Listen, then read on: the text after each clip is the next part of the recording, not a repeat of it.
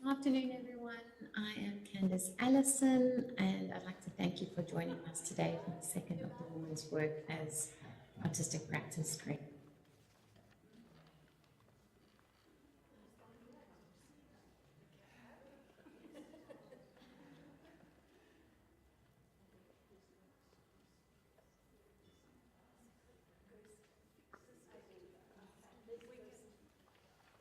Good afternoon, everyone.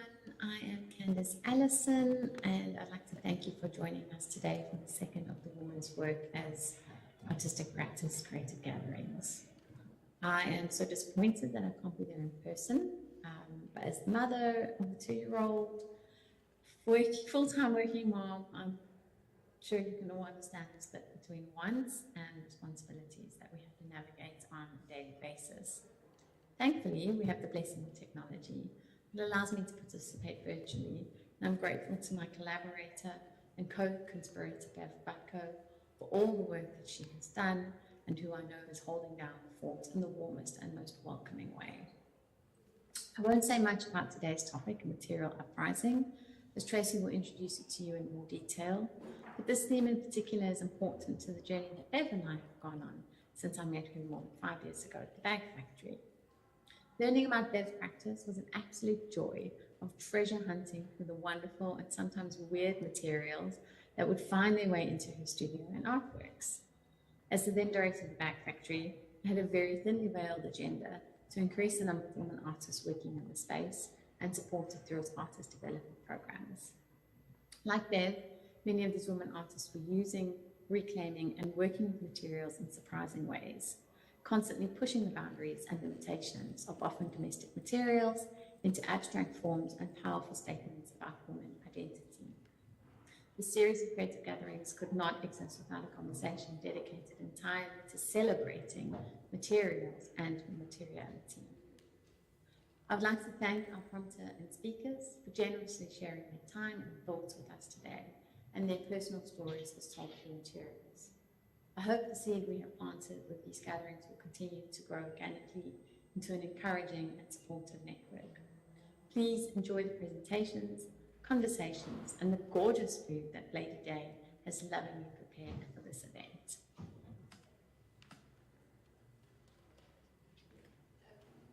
I'm not going to do anything more than just to say it would be really nice to ground our energies, because I know everybody's kind of been present here, so just breathe in and sigh it all out and just let it go a bit. Harry, you can join us or not. Okay, awesome, thank you.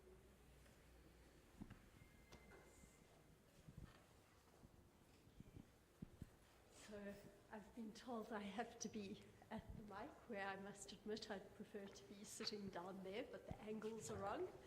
So, yeah, that better. Okay. That's potentially the passive-aggressive response to not particularly liking these. Firstly, to welcome you all here today. Really wonderful to have such a gathering. And thank you sincerely to Bev and to Candice for conceptualizing and inviting us to a space where we can both have these conversations and also share ideas with one another. I was saying to Bev earlier that spaces don't exist until somebody creates them, and then other people might have the idea to create other spaces. And there's a reciprocity in that, so that's very clearly felt, and I'm very pleased that we can be doing that. To just briefly introduce myself, my name's Tracy Murenick. I am a rather eclectic range of beings, moving between an editor, writer, curator, educator, sometimes filmmaker, and with mostly within and around the arts, and particularly contemporary art, but with some short lifts that I take on a regular basis in between. I'd like to also just very briefly introduce you to our speakers today, and I'll give you a more concrete introduction to each of them when we get to the panel itself. But we have our keynote speaker this afternoon is Weiwei Wang, who has recorded her presentation for us. She's based in Hong Kong. We have Kutlwano Monyai, Hanli Kutsia, Adelheid Franchevich, and Bev Butkow on the panel today. So our session today is titled A Material Uprising. And the session considers materials and materiality in art making and the inherent associative, cultural, spiritual, energetic, frequential, vibrational qualities and meanings of these materials. And I will elaborate on that after the keynote address, where I will also respond to Weiwei's presentation and provocations before we go into the panel. So without further ado, I'd like to introduce our keynote speaker, Weiwei Wang, who is currently the curator of exhibitions and collections at the Center for Heritage, Art and Textile in Hong Kong. She was previously a curator of the Museum of Contemporary Art, Shanghai. She participated in a curator in residence program in Kuandu Museum of Fine Arts in Taiwan, and was the international researcher program in the international researcher program at the National Museum of Modern and Contemporary Art in Seoul, South Korea, both in 2017. She was then appointed as the co-curator of the 12th Shanghai Biennale and awarded an individual fellowship by the Asian Cultural Council Hong Kong in 2018. Since 2017, she's conducted a series of research on East Asian contemporary arts and has been at CHAT, or the Center for Heritage, Arts and Textile in Hong Kong, since the end of 2019. And we'll watch her now and then come back to a conversation that responds to her keynote. Thank you.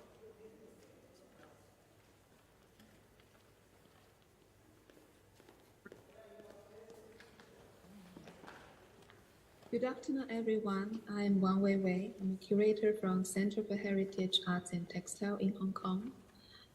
First of all, I want to thank you to artist Bev Butkow and curator Candice Allison for inviting me to join this creative gathering. Big congratulations to you, Bev, to the wonderful exhibition. I saw a lot of pictures from social media.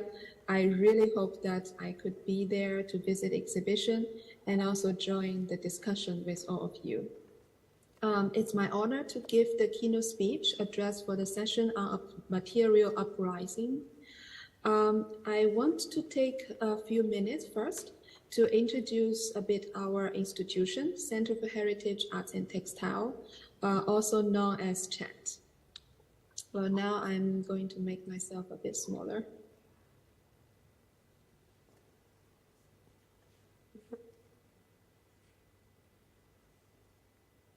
Okay, CHAT opens its door in March 2019. Our museum is located at the renovated cotton spinning mill.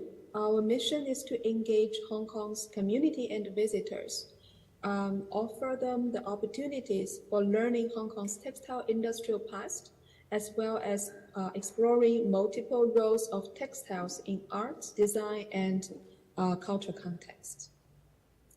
CHAT facilitates the cultural experience overarching between industrial heritage, contemporary art, and design to bridge the past and present for our future. CHAT's exhibitions are divided into two parts. One is permanent exhibition space called the D.H. Chan Foundation Gallery. This gallery provides a brief but very intensive history of Hong Kong's textile industry. We are showing rich images, vintage cotton products, and archival industrial documents and objects. The audiences are also invited to experience the manual cotton spinning process using traditional spinning instruments and design and curate their own label at the workshop station in this gallery. Besides of the permanent exhibitions, Chat's curatorial team curates 3 seasonal exhibitions every year, which always interweave textile culture with contemporary art, design, and heritage. We also have our own collections, but we mainly collect artworks based on our new commissions in the group exhibitions or artist in residence programs. We always encourage artists to think about what textile means to them and what kind of culture elements which is behind the textile. Well, my job in Chat is to curate some of the seasonal exhibitions. I started to work in Chat at the end of 2019, right before the COVID. I myself is from contemporary art background. I have to confess that before joining Chat, I have very limited knowledge about textile. But after joining this museum, I started to realize the importance of textile in art creation. And all of a sudden, a whole new world just opened up in front of me. Since in this session, we are talking from a perspective of material, I feel that it's more proper to use the term soft materials instead of textile to summarize those textile-related materials of artistic creations, because we know that the word textile could lead us to a bit narrow path. During my curatorial practices these years, I curated several exhibitions collaborating with many contemporary artists, designers, and some of them are textile-oriented artists, but more of them never use textile-based soft material for their works. But I witnessed that most of them received a strong inspiration when they interacted with those soft materials, and sometimes even brought big changes on the directions of their creations. While I'm speaking, I will keep showing some pictures of the exhibitions with artworks, which I curated before, to give you some impression about what I'm doing, what our museums are offering the audiences. And if you have interest about Chat's previous and current exhibitions, you are welcome to check out our social media on Facebook or Instagram. There you can get more information.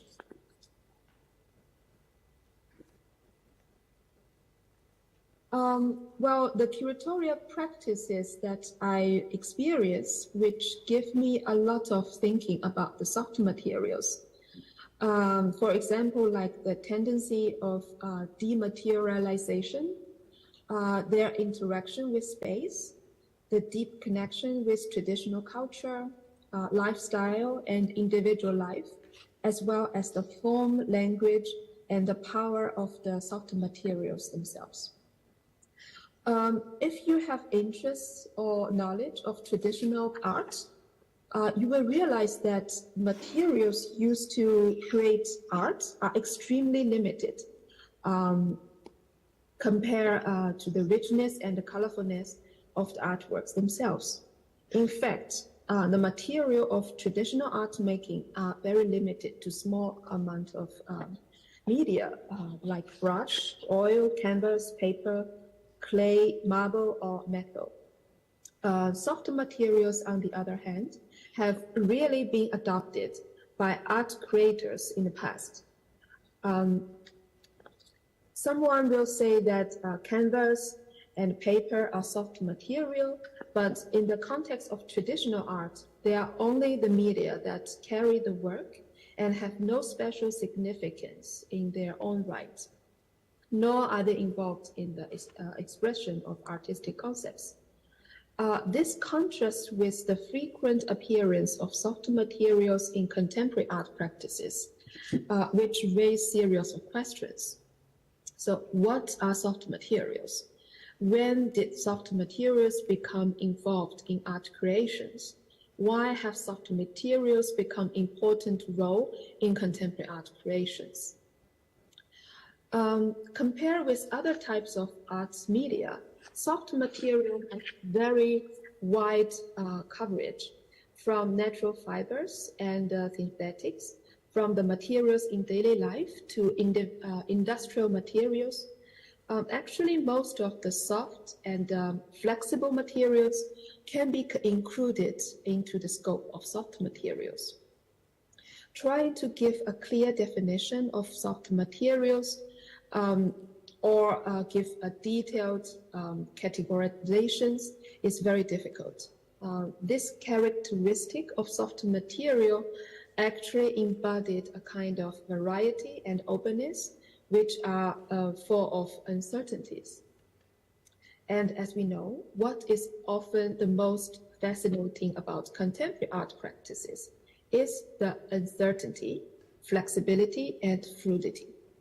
So it can be said that soft material are, to a certain extent, integrated into the spiritual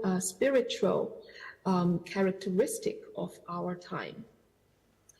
Nowadays, it's very difficult to trace who were the first artists to use soft materials in their works. And I know that all of you are the experts who have been working in the contemporary art field for many years. So no matter with soft material or not, so I'm not here to give a lecture about the historical changes of soft material contemporary art creation. But as we all know, the Western-centered contemporary art narrative is facing criticism and required to be rewritten. However, we can't ignore the fact that along with the radical political and cultural changes of the 1960s, a large number of avant-garde artists use non-traditional and diverse everyday materials, including a lot of soft materials, to create art as a means of rebelling against traditional social and political structures and art systems.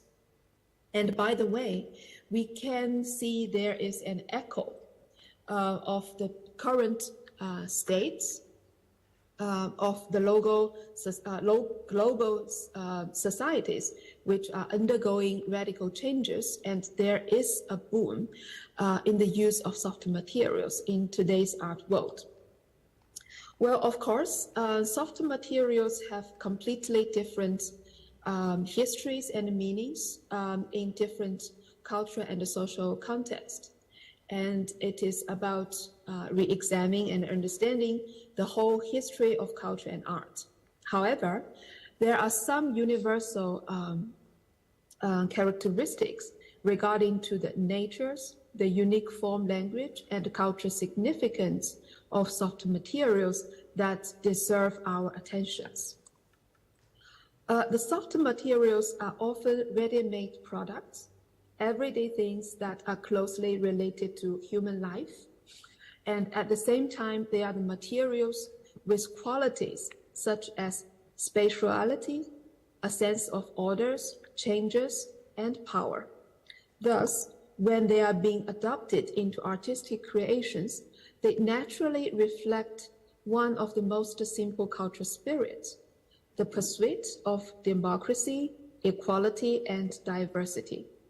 More importantly, when we interact with these soft materials, they also suggest us that the cultural spirit of democracy, equality, and diversity is itself complex, changeable, fluid, and flexible.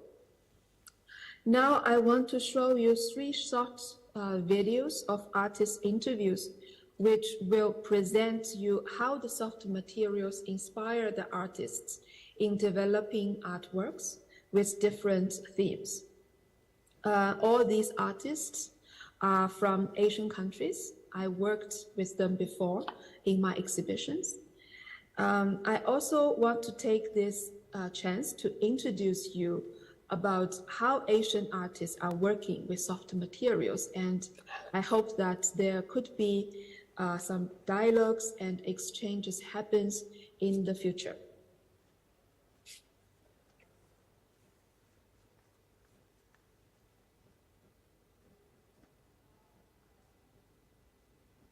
History is not the fact. Everybody have different opinion or different idea of the history. When they faced with a long time, and they have to understand only part, and they select a few moments. I'm Siji Park from Seoul, Korea, and I'm a sculptor. At the moment, I'm collecting the bio sample all around the Mills building for the next spring show at Chat. I know the Mills buildings are previous textile factory building. I want to see and I want to look these buildings with completely different species, like a microorganism.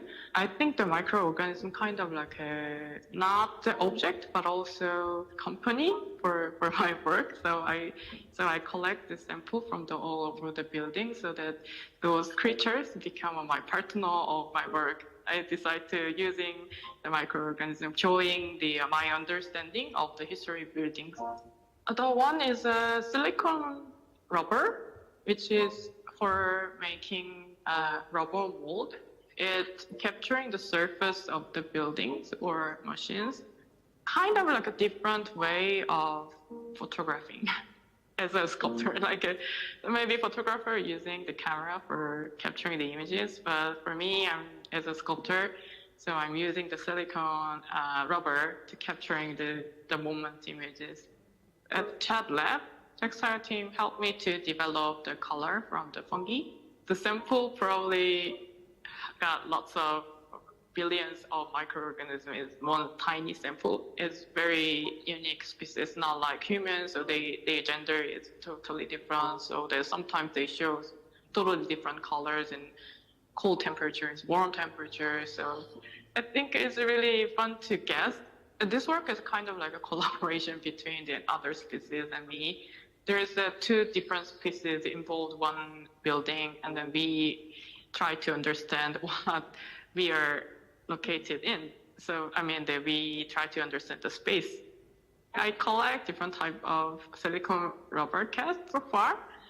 First is a golden cup, which located in the ground floor, the mills. And the second one is historical factory machines part.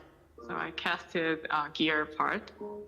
And the other machines also from the 1950, and then they're using for carding part at the textile factory. So I want to capturing all the different time era in the textile business. I want to show how individual people understand space, individuals' time, and also the persons capturing the different species time as well. Because when I'm capturing all the samples, I believe that they start their own time. Maybe they also have their own history. My work is decontextualized work. It's kind of related to history, but also like a decontextualized work.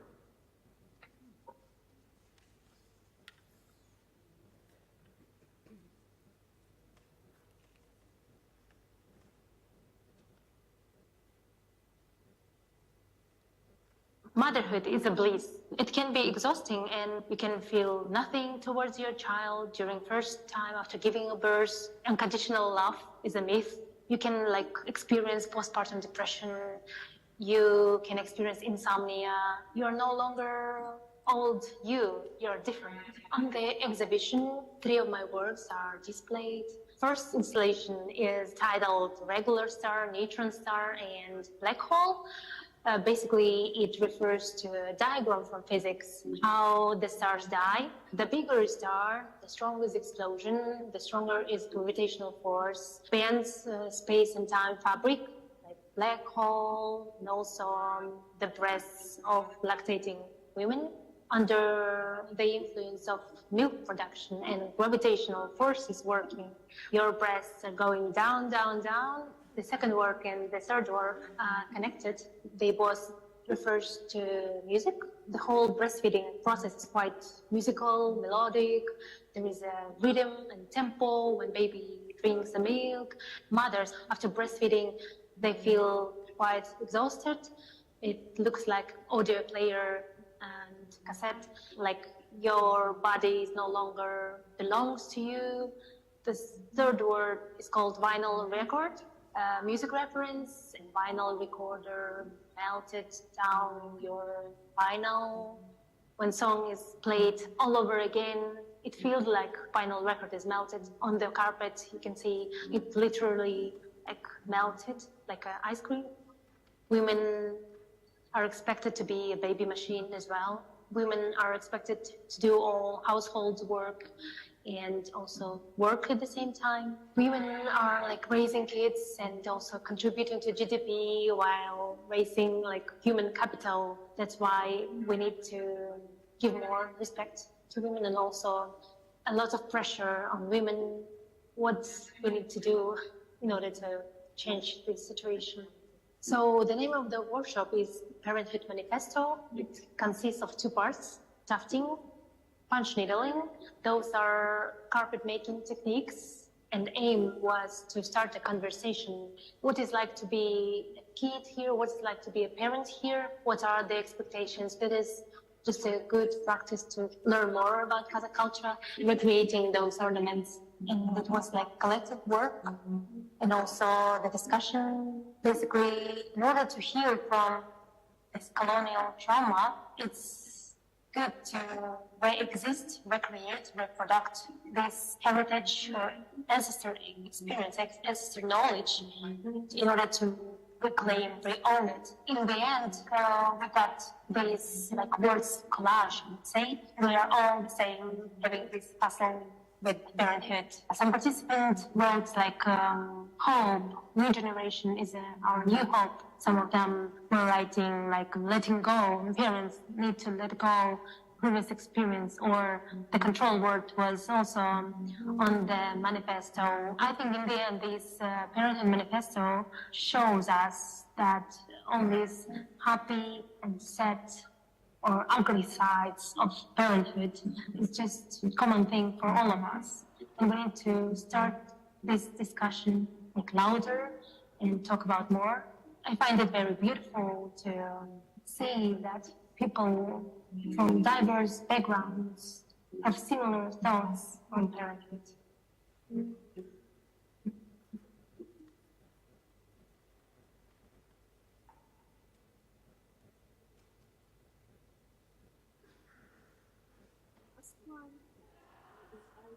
One curator and one artist, both from Kazakhstan, to join our Artist in Residence project. And also you can see that the curator actually never worked with soft material or textile before, which she was also got a lot of inspiration while working with the artists in our residence. Другая Азия. So it's two words. Actually, what I said, it's like another Asia. I am from Kazakhstan, from Central Asia. I'm a guest curator for Spring 2023 exhibition at Center for Heritage, Arts and Textile. And here I'm doing a curatorial research and also working with artists in residence. I am interested in similarities and resemblances between Central Asia and Hong Kong. So for me, it was really interesting to see how art scene developed here, what art form, what artistic practices, and try to compare with what we have in Central Asia. Because I think our both societies are undergoing transition, like changing a lot, and that social, economic, and political transition somehow influence the artistic form and artistic practice. I imagine Hong Kong to be very dynamic and very developed city, but then at the same time, it's very friendly as a city, something that feels new, but also familiar. What we have in common, what are similar, in very distant areas, but if we have that in common, it means that there is global process then. I'm first time in Hong Kong, and I never been here. It was everything surprise. I was very interested because ornaments, like textiles, patterns, that's everything what about I'm working on.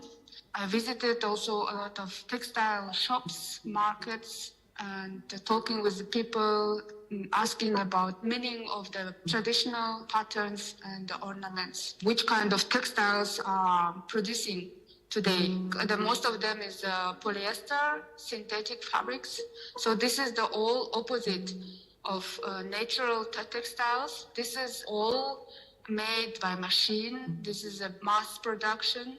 Everything I collected, dragons, phoenix, and flowers.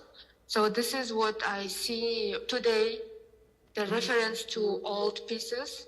This is kind of circle of in a life. Yeah, there is no beginning and no end. I'm mixing all of these elements. It's a little bit the same, which happened also in Kazakhstan with Kazakh ornaments, because they're everywhere, like glued, printed, people using like for clothes, for decoration. But most of these people even don't know what it means.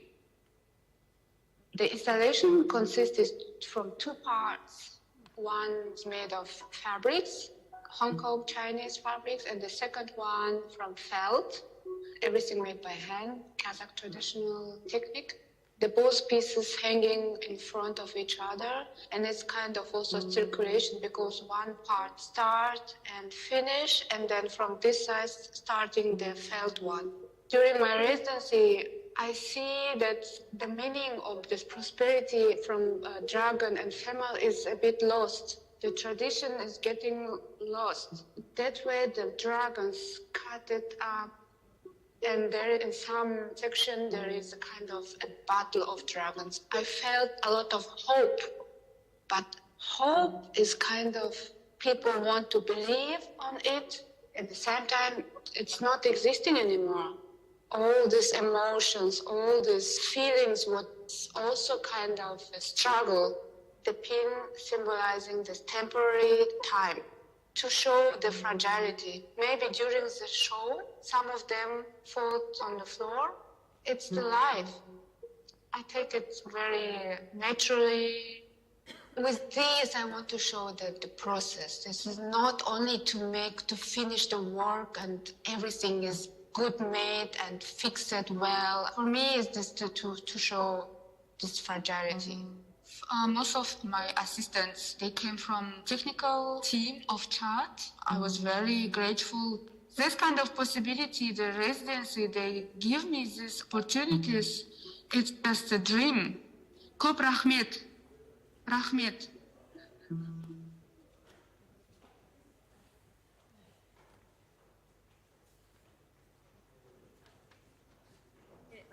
This is end of my speech.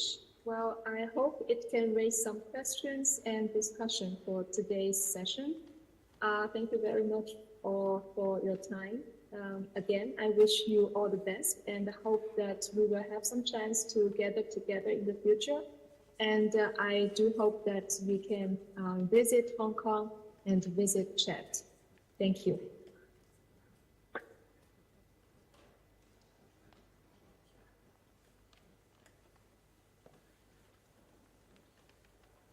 So I've been given permission to release the mic from its holder and go and sit down.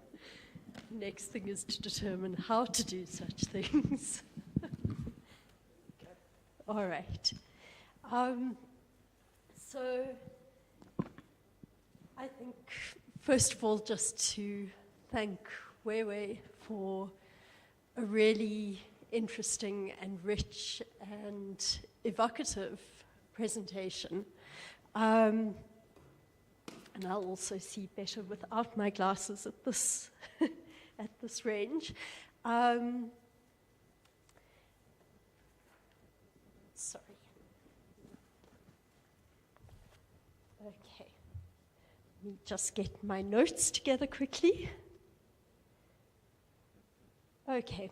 So I'd like to just reflect briefly on some of the ideas that we're introduced to frame our conversations going forward. And one of the things that I really enjoyed her describing was the idea of soft materials, and her also importantly describing how difficult it is to concretely define what soft materials encompass, because they are so diverse, or they can be so diverse. And they allow for and embody, as she says, variety and openness, and in turn intimate their capacity for uncertainty, flexibility, and fluidity, I think both materially and conceptually. And she argues also that soft materials are to a certain extent integrated into the spectral, spiritual characteristics of our time. And her thinking through the nature and potential of soft materials, she said, led her to consider the tendency for dematerialization, those materials' interaction with space, their deep connection with traditional culture, lifestyle, and individual lives, as well as what she called the home language and power of the soft materials themselves, which is something I'm really interested to hear from our following speakers in terms of the meaning of the materials that they bring into their practice, their respective practices. And while acknowledging that some of these materials have very specific cultural associations, where nevertheless suggests some universal characteristics regarding the nature, unique form, language, and cultural significance of soft materials, namely that they are often ready-made products, everyday things related to human life, and at the same time are materials with qualities, she said, such as spatiality, a sense of order, change and power, and that when incorporated into artworks, they reflect and speak to a particular cultural spirit, which I thought was a really interesting idea, especially considering that spirit being, as she says, complex, changeable, fluid, and flexible, to reflect things like the pursuit of democracy, equality, and diversity.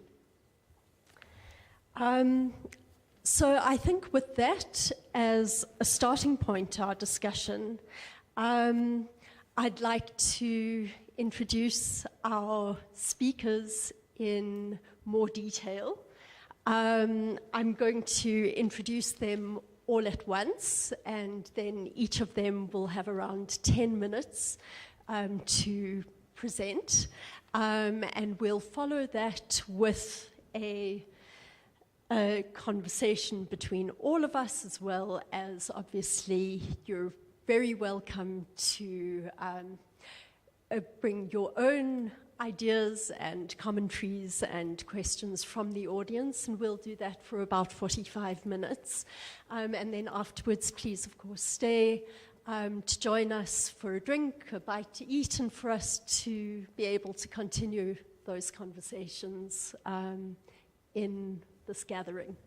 So our first speaker, after the keynotes, of course, today is Kutlwano Monyai, who recently completed her honors in fine and applied arts at the Tshwane University of Technology.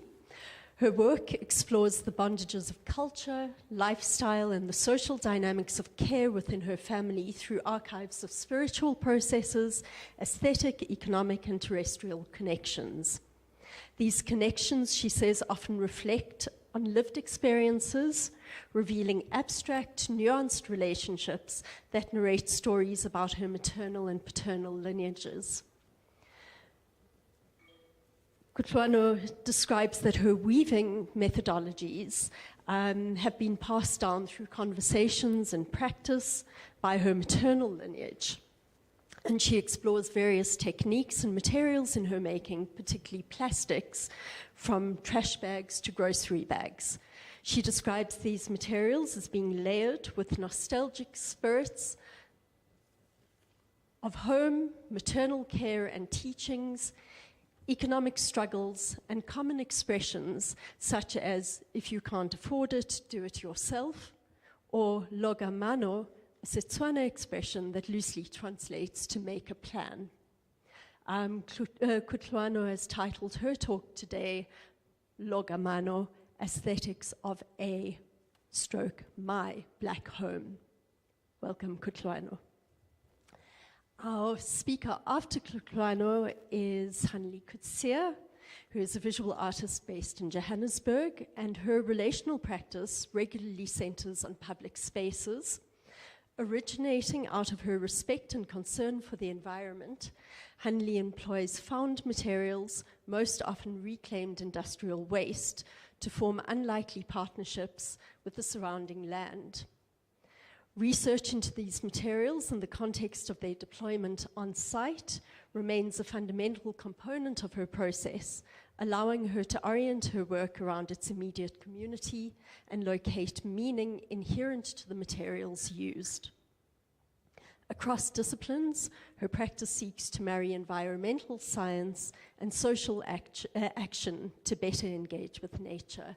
And Hanli's talk today is titled The Otherwiseness of Boundary Objects. Following Hanli will be Dr. Adelheid Fraciewicz, who is a senior lecturer of the University of the Free State, and Adelheid holds a PhD from the Departments of Fine Arts and Art History and Image Studies at the University of the Free State, with her doctoral thesis titled Art, Place, Death, the Transformative Power of Dynamic Thresholds.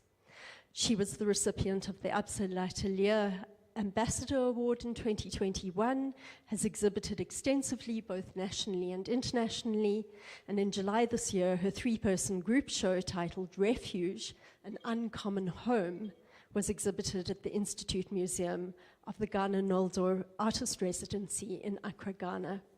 And Adelheid's talk will reflect on materiality within her practice.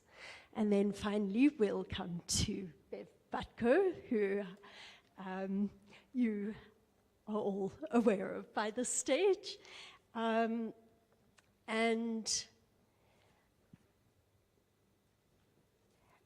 Bev started making late in the day, but has made up for her belated moment. She started making her art in her mid-40s and is now a full-time artist, serious about her responsibility as a maker, communicator, and social actor. She works collaboratively, trusting in the intelligence of the hands and embracing the meditative, intuitive rhythm of weaving. She completed her Masters of Fine Arts from Wits University in 2022 with distinction. And Bev's talk today is called Thread, a Sparkling Bead, Plastic and Murmurating Masses. And again, Bev, I'd like to thank you and Candice and the team, technical and otherwise, who have helped to put together the gathering today and allow us to have these conversations. So please, Kutlwano, we look forward to listening to you.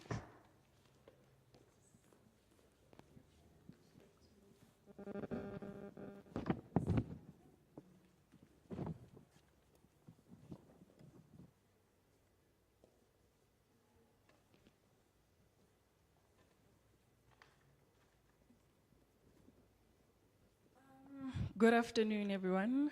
My name is Kutlwano. Thank you so much for that beautiful introduction. She had said a mouthful so far about what I do. Thank you very much. I'm just going to briefly add to her introduction about my practice and why I do it and how I do it. In the meantime, I will be scrolling through the images. They're not in order, so please indulge in that as I tell you about what I do. I crochet tapestries with plastic that sometimes imitates mundane objects that interpret visual methodologies of taking care of one's home, one's body, and one's mind, acknowledging that this act of taking care of comes with a traumatic economic and environmental experience. Reacting and reimagining the mundane domestic objects by crocheting and weaving them, for me, is one way to dive into my childhood memories. And of being raised with morals, with principles of surviving as well as coping. And my work comments on the economic as well as the social sciences with my communities within, because actually the use of the plastic itself is a shared experience. And we are surrounded by an abundance of plastics from industrial materials. And this matter of polymer has become a vehicle for me to seek suitable ways for my expressions that have been influenced by the weaving practices from my maternal lineage. They weave, they crochet tapestries to beautify their own spaces, their own homes, and they make up for what they cannot afford. This principle spread through everything that they do, and they had to improvise where there is a lack of. Now, I see that as an aesthetical cultural formation, rather than reducing that to the practice of crafts work. Now, these intricacies and the methods of their work has a design intent, and they're layered with narratives and layers of poured emotions. Now, the use of the grocery bags that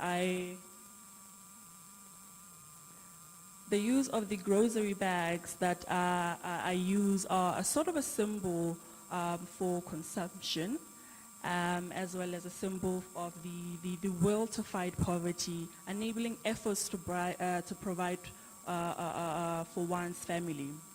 It is also a symbol, or rather a reminder, indicating that women have for many years brought domestic environmental solutions through creative ingenuity within their personal spaces.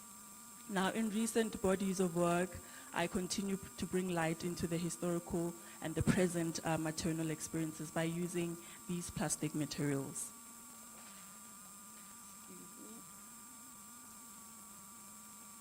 So I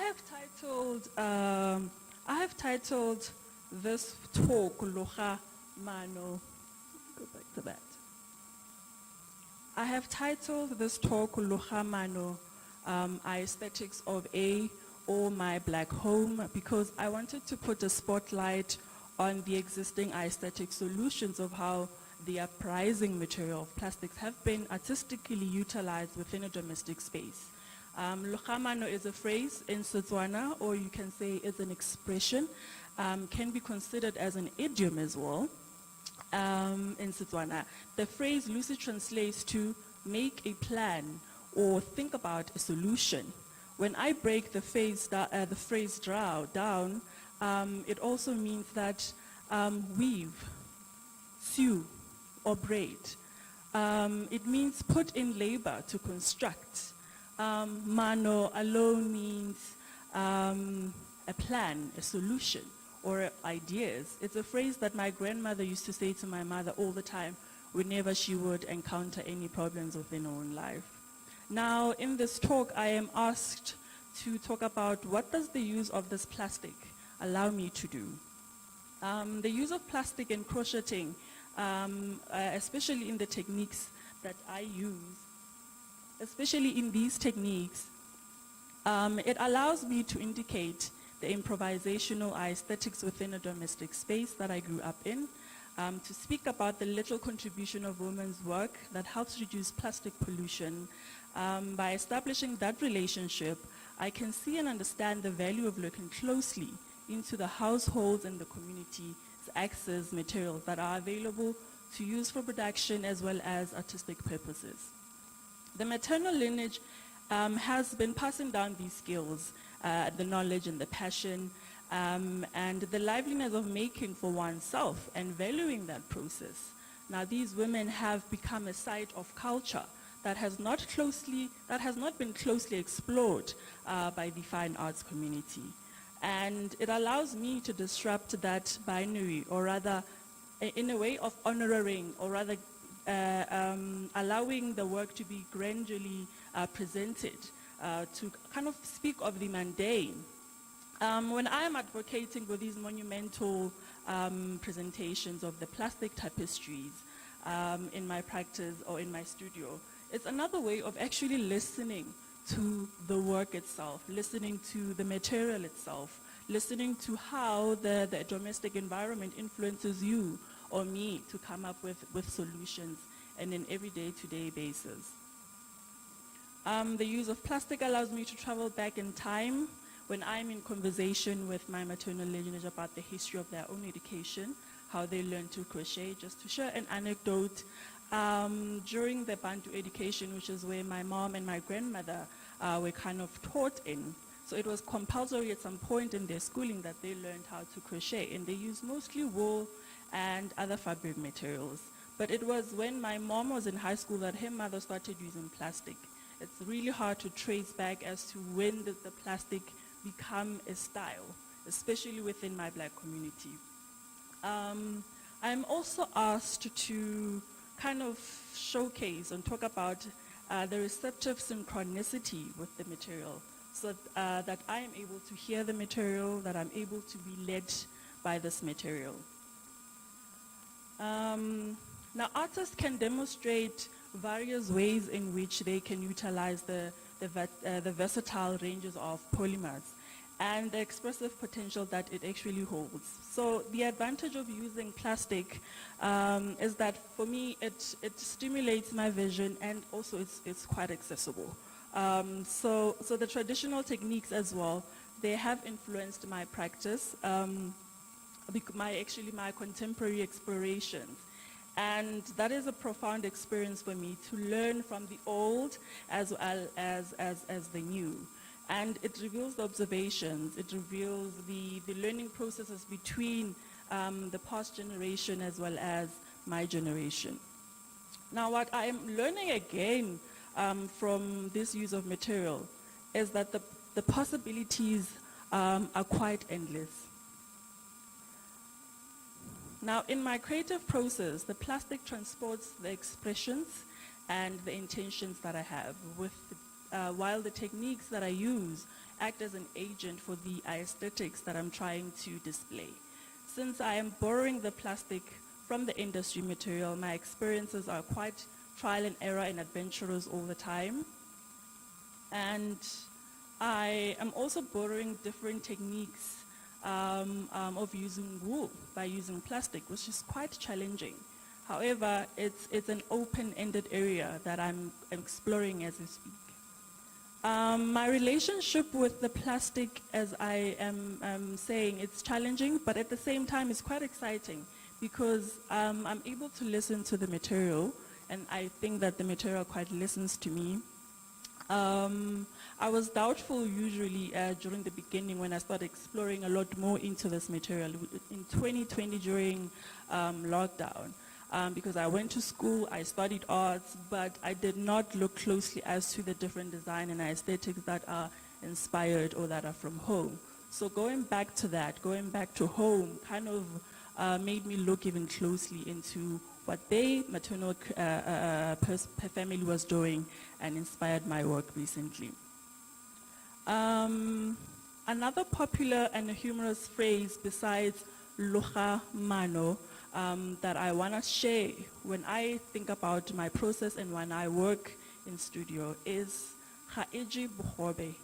This loosely translates to "it doesn't eat up."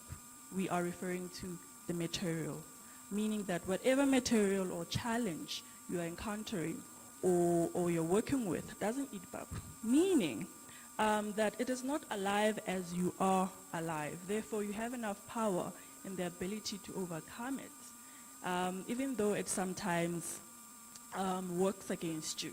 Now, most of the properties of plastics and textures are different. I get plastics that are silky, soft, yet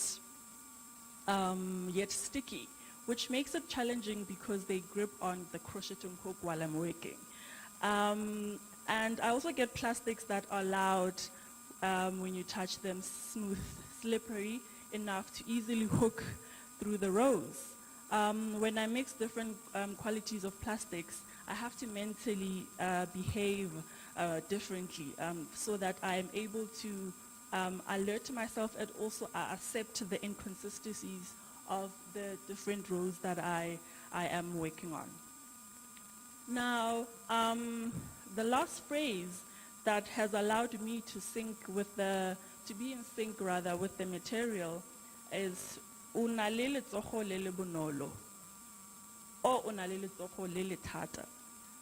This means that you have a gentle hand, or rather you have a rough hand. Now what this means, it's also a phrase that is said a lot within the family, or rather just socially. What it means, it refers to when one is braiding hair, or when you are sewing, or when you are crocheting. It means that your hand is soft, or it also talks about how the artist, or rather the crocheter, is responding to the material, bodily so.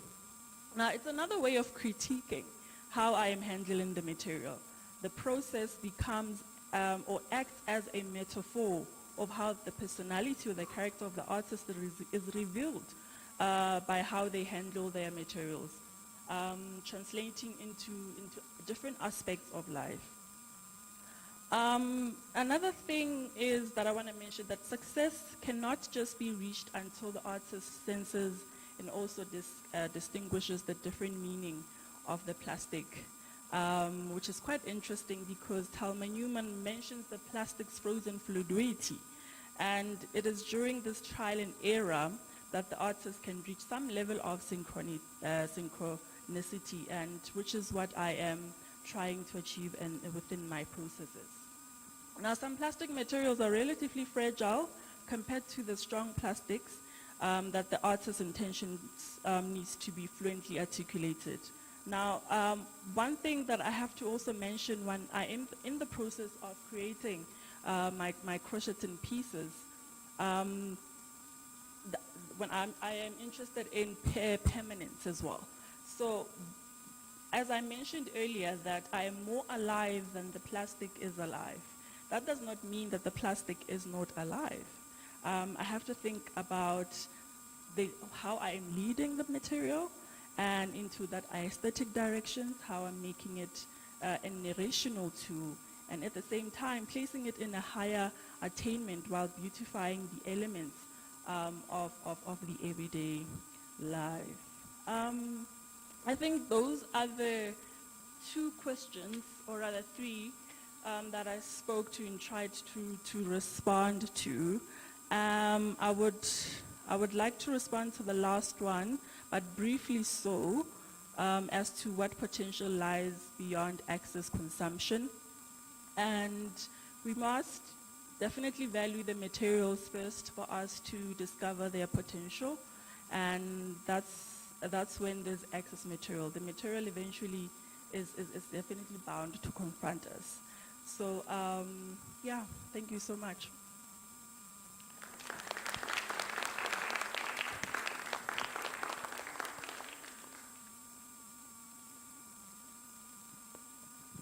Thanks. So,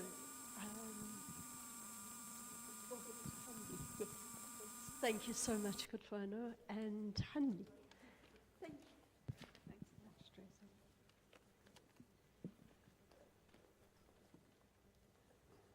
Just wait for the slides to come up.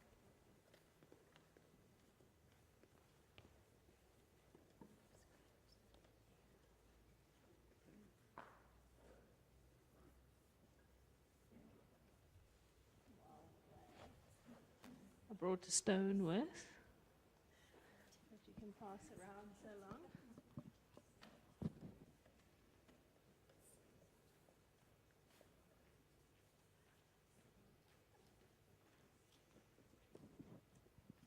Followed by some paper with a drawing of a wing.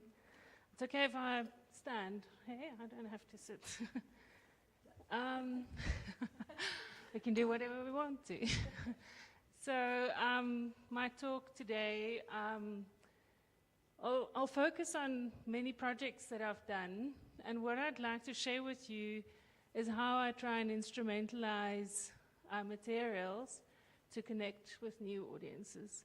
So I often work outside, producing works that goes with walking and all sorts of other activations. And the sort of art object, I suppose, is a remnant of the activation. So not only outside physically, but also outside of the art scene often. I'll take you through a few works, and then I'm just going to talk through specifically. Will you play that? Okay. So, do I play it?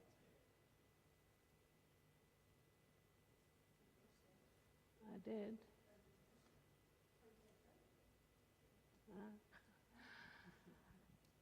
So this, it'll take a second. Oh, no, it's not.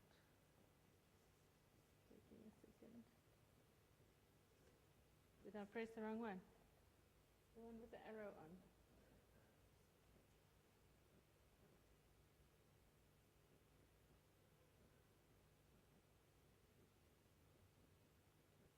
No.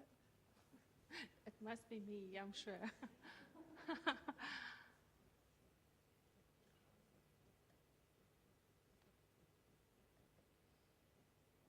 Yeah, because that's very out of focus. You can hardly see what it is. And I think put the sound off, then I'll just talk. Yeah. So this was a work I did last year. It's a fallen ash tree, 130 years old. And this sculpture park in Denmark invited me to illustrate one of the 17 sustainability goals. So it was quite a bit bigger than what I planned to go do.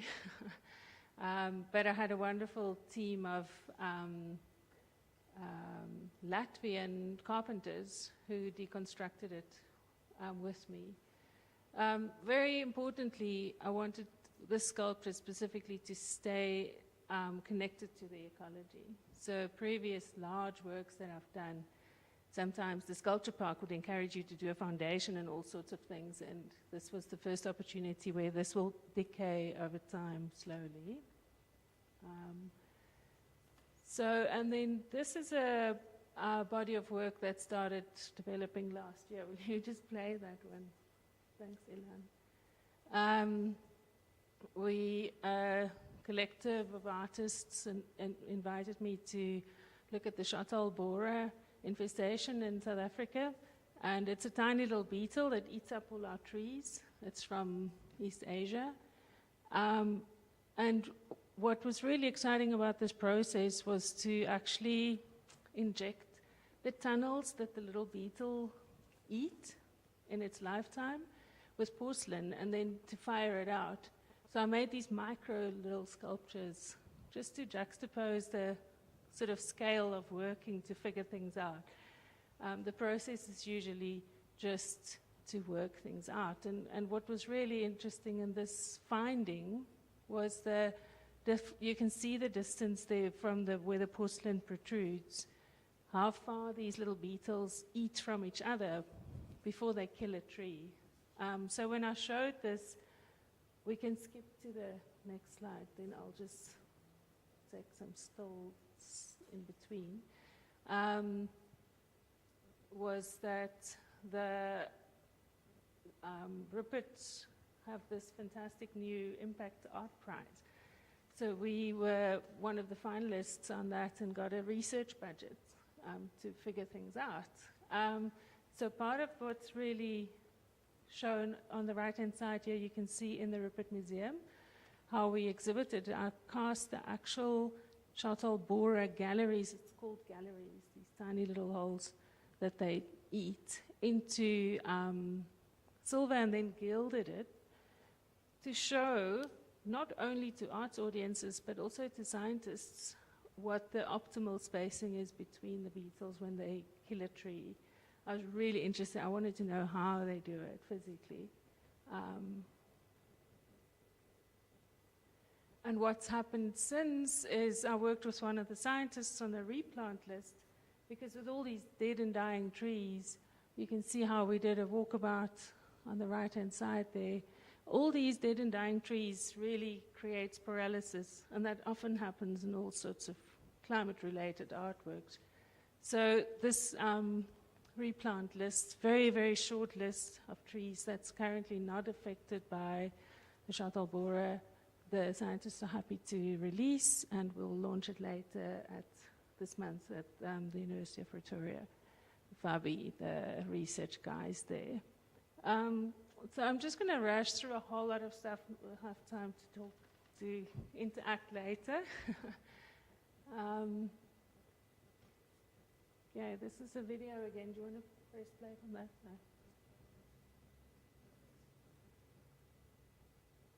Thanks. So I wanted just to do a full circle visit. Yeah, I must say it's really exciting to see David also here.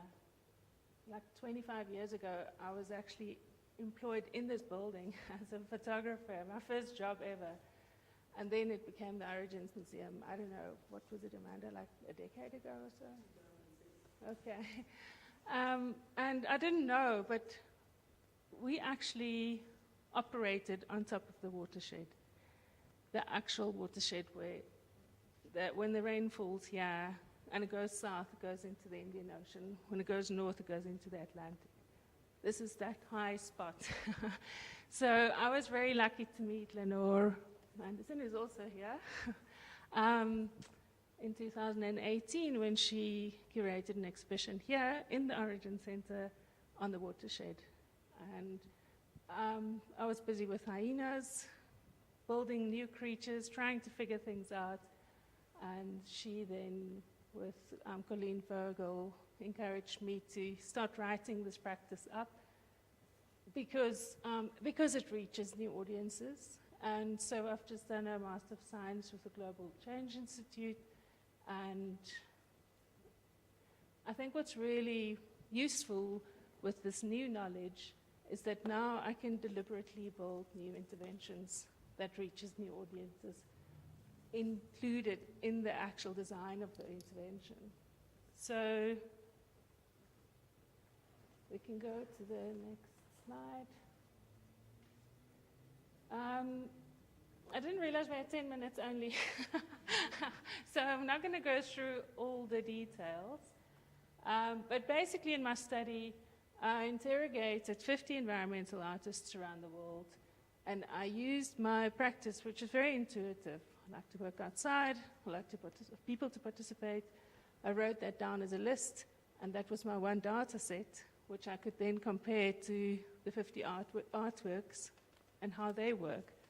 And this really rigorous interrogation gave me this sort of grassroots results of what are the qualities in these interventions that reach people. So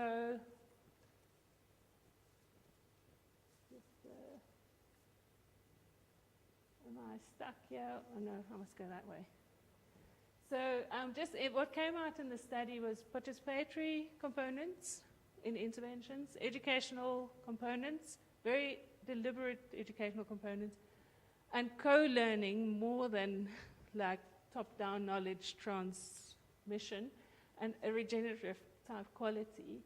Those three characteristics in interventions really reach new audiences. My interest in that is that, I'm not interested to preach to the converted, and I love working outside. Like when I was a photographer, I went out and was a social documentary photographer, so I traveled all around Southern Africa to actually document people's lives. So I always had this natural way of wanting to be outside.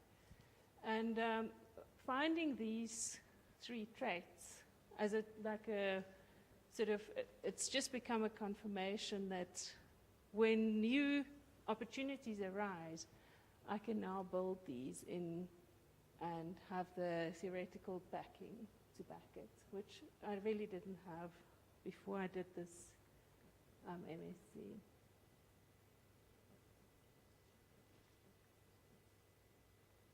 So I just want to take you through a few opportunities that I've had in the past few years. Anglo-American commissioned these works.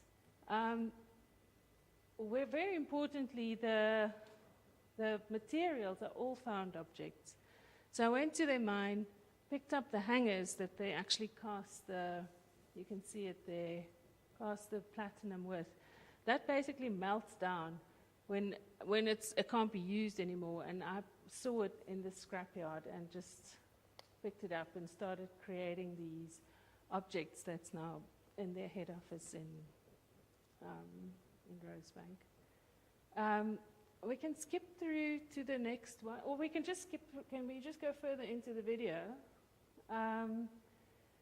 So the assembly of these creatures come through drawing. So the little piece of paper that you are passing around, please. So that's actually, okay, so this is a bat's wing, and it's actually drawn on Anglo ledger paper. So as part of that process, I got the books that they wrote, like all the white guys wrote all the history down of each little transaction that happened 100 and something years ago. And then I've started with these creatures to build new creatures that help me share a climate culture, building a climate culture with them. And then also just with the stone, so this will be a bat wing. But I take it through a series of industrial processes. You can see it's just an old slab that was broken that I picked up at a factory. And I build relationships with all these guys. So then I have access to the materials that's already got a meaning in the material. This is an African marble. So we are so used to Italian marble. So I'm always interested to bring things home and to work with it, with the material actually having something to tell us even before we've conceptualized the artwork or an intervention. We can skip through.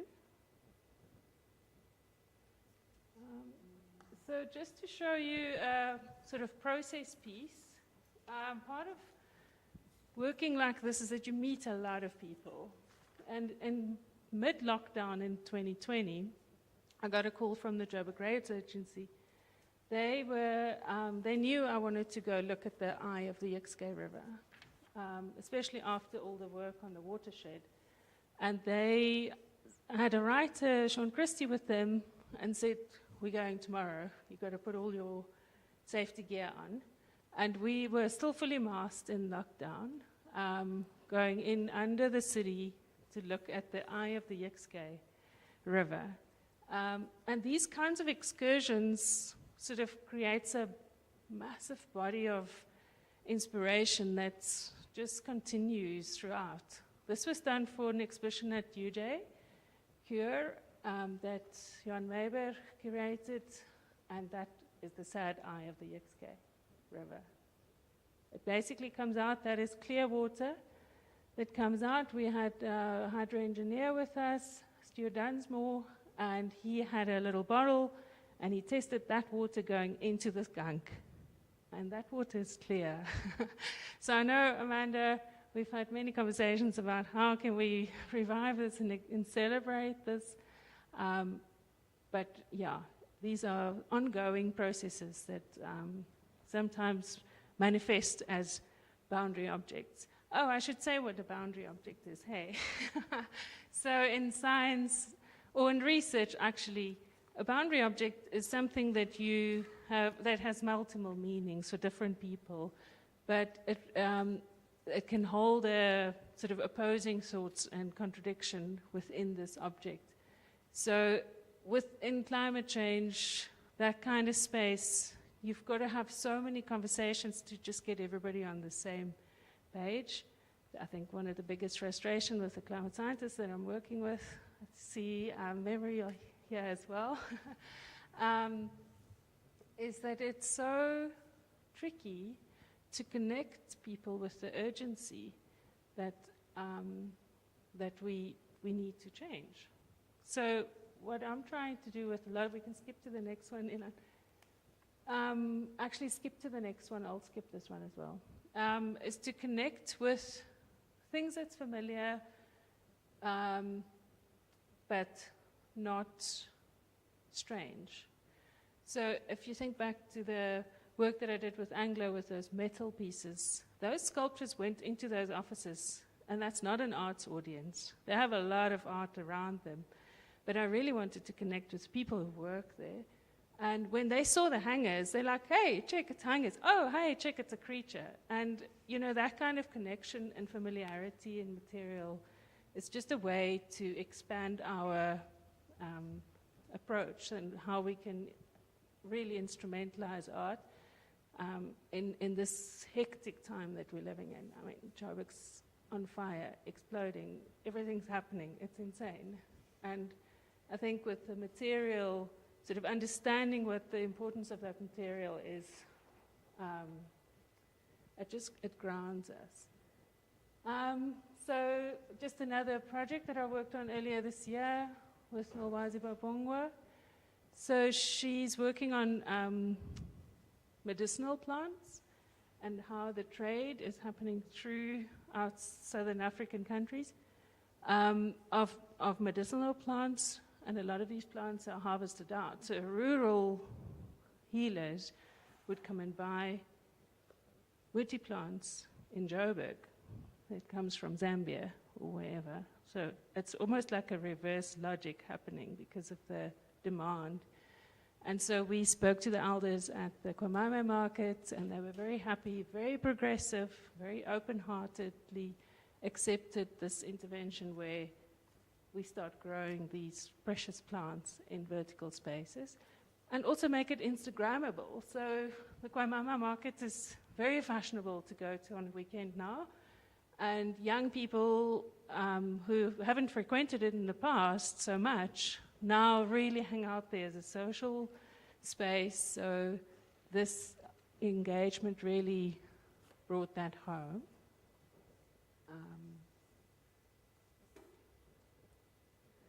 And then just a recent project that's much more climate culture focused.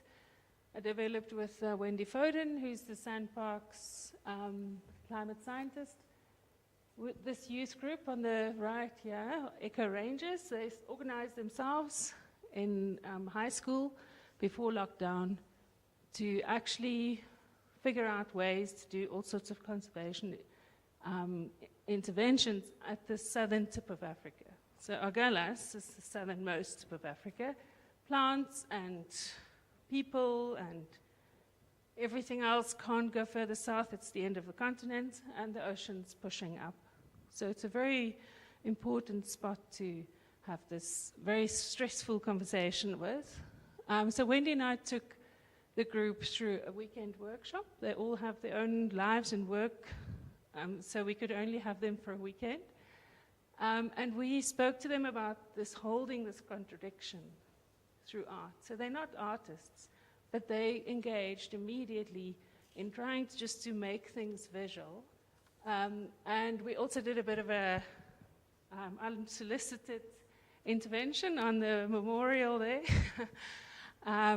which we got permission afterwards, which was really lovely that we got the permission. But we got the group to go and write their thoughts on this massive Africa memorial that's there at the southern tip, just to really solidify. So then they all had to go home, and I was left there with only 1 week to quickly produce an artwork.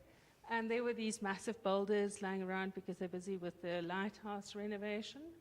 So I created this lesser spotted Cape creature that really very much plays on extinction, the idea around it, but the purpose for this work is to anchor the youth group. They have since gone out and reached 43,000 people with their own campaign of reaching out to local people, visitors, on radio stations, and it's ongoing. We've got this WhatsApp group now, and they keep telling us what they're up to. And Wendy and I are both also presenting it at conferences. So, it's just a sort of full circle again. It's a very early work that I did with Sally Archibald, where I started realizing in 2017 that if I take people on a walk to go see something, it's an experiential thing. And that kind of immersive space that we're now in has really become part of my daily practice to figure out who am I going to take where or how, and how much I'm going to charge them, because I've got to pay my bills. So this was Felix. He's done his master's on Savannah ecology, and he was showing the working on firefighters what we were doing. They were doing a block burn, and we were studying the site afterwards from a Savannah ecology perspective. I think I can skip through. My time's down there. Yeah. Because that's, yeah. Cool.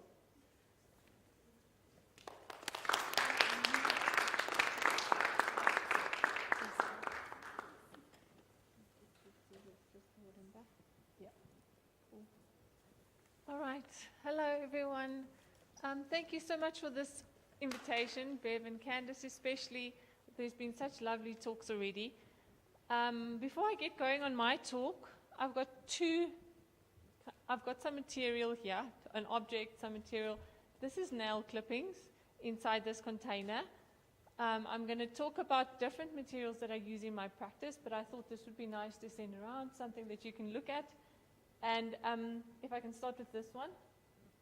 This one, just to explain what this is that you're looking at. It's a resin object, but inside there's a stone that my youngest child swallowed and passed through her body. So it was a very special stone. It slightly lost its color, but we got it out and it went into my artwork. And this is her taggy, her special lovey, a part of it that fell off. So it's just very special personal materials that are in here. And those are nail clippings from the family that's being collected. So, okay, but get to my talk here. Does this work? Point to this side. Okay. All right. Okay, so the two materials I am going to talk about today is teeth and lint, and this artwork titled Cleansing, that was part of a show for the my APSA group exhibition beginning of last year, brings these two materials together. So I chose to show you this work. Start with this work. I must point this way. Okay, can you show the video if you can? So in this work I intended to suggest a shower, but as a way of also referencing a gas chamber. I work with my Polish heritage, and my grandfather's escaped from Poland during the Second World War, and I practice under his surname, Franczkiewicz. While some of the explorations are quite far removed from my own reality, the materials I use specifically is what's very personal to me. And so that's what's also it's very special to talk about material use in my practice. So I'm going to start with a story, but before to just explain how did I come to using teeth in this way, and how I see it as a material. It's an object, but it's also a material for me. But before I come to that story, I pose this question to you that I asked myself, and that is, why do parents keep teeth? Parents often keep teeth of their child, even if it's just that first little tooth that falls out. So I have two, so my story goes, I have two daughters, aged 11 and 6, and even though I don't remember, losing milk teeth as in any way traumatic, in my household it's very traumatic, because my daughters have to let these teeth fall out until there's this last little thread. There can be no sort of pulling out this tooth, and that often results in not eating, which stresses the mother out terribly. So there was this one occasion where my eldest had lost a tooth, and it was after like a 2-week episode of waiting for this tooth to come out, and I was holding this tooth thinking, oh my God, I'm so relieved. Tooth's finally out, she's going to start eating normally, not just drinking food. And then it was also this relief, but also this excitement about playing the tooth fairy game. It's creative, yes, part of our family ritual. And then also the thought of this is not an easy object to throw away, even after you've played that game. It's not something you just throw into the bin. And then when I was standing with this tooth, I just realized there's a very rich quality in this object, and I wanted to explore that in my practice. So I started to then work with it in my practice. And here's something that I realized, that if we can also play the video. Okay. I'm supposed to do it. All right. I'm on it. So I do a lot of mold making and casting. And something that was very interesting about these teeth that I now had just started exploring was that the actual process of making a mold and casting and pulling these teeth out related to the object itself, which was very interesting for me. Actually pulling out, so it made the mold like a gum. It made it very bodily, very visceral. So that was very interesting to me. I don't think I'm using this thing that much, but you can hear me fine, right? Okay. So, okay. I'll try more to talk into it. All right, let's go to the next one. Holding these papers. Here I'm just showing, let's also press this. I'm showing where I've started exploring with the teeth to put the rods on them and create different surfaces. And other than exploring these teeth in their thousands, I was going to say hundreds of thousands, but perhaps that's a bit extreme, in their thousands, I then also started making larger teeth, white concrete teeth as a type of entry point into working with land art, in land art, but also land issues in South Africa. And this brings me back to concepts that this material opened up, or this object, the tooth, opened up for me. So I've come to explore the teeth as objects that are on the edge of our bodies, neither completely inside nor outside. And my 11-year-old daughter told me a little joke or tidbit recently that if we are brushing our teeth, we are brushing our skeletons, which I thought was interesting. So teeth can also be used to identify bodies that are otherwise unidentifiable. So there's the DNA. And the teeth, the DNA, well, it's identifying the bodies through the dental records, but also the DNA that survives in teeth and bones. And then the idea of wisdom teeth. I started using milk teeth, but I then went on to use wisdom teeth because the milk teeth were just so tiny. So the idea of wisdom being in our teeth, or us getting teeth when we are a bit wiser, was interesting to me. Also in here, especially notions of rootedness and uprootedness. Pulling teeth is something that's very difficult. These are 20-kilogram objects that were very difficult to move, very heavy. And teeth implanted into the land allows the land also to become a type of body. So while doing this work, another view, and planting these teeth and then pulling them out, the earth that remains on the root of the tooth becomes like blood, or it's suggestive of blood, which was also interesting for me. Yes, so to come to answer the question, why do parents keep their children's teeth? This is the way I sort of started to think about it. The teeth are to parents site-specific, and this site specificity is due to an imaginary edge making contact with a physical edge, and that is what I believe imbues, or is one of the ways that materials or objects can be imbued with a sacred quality. So to explain this a little bit further, I have another story. We went to the Natural History Museum, and my youngest at that time, she was 5, and she asked, "What is this random rock?" And we inspected a bit closer, and we saw, I told her this rock is a moon rock. It's labeled as a moon rock. And when she looked at the rock after she had this explanation, she immediately made that connection. So yeah, this explains to me, it's a way for me to explain to you this kind of physical object that she's looking at with this imaginary idea. So it's like a physical edge with an imaginary edge.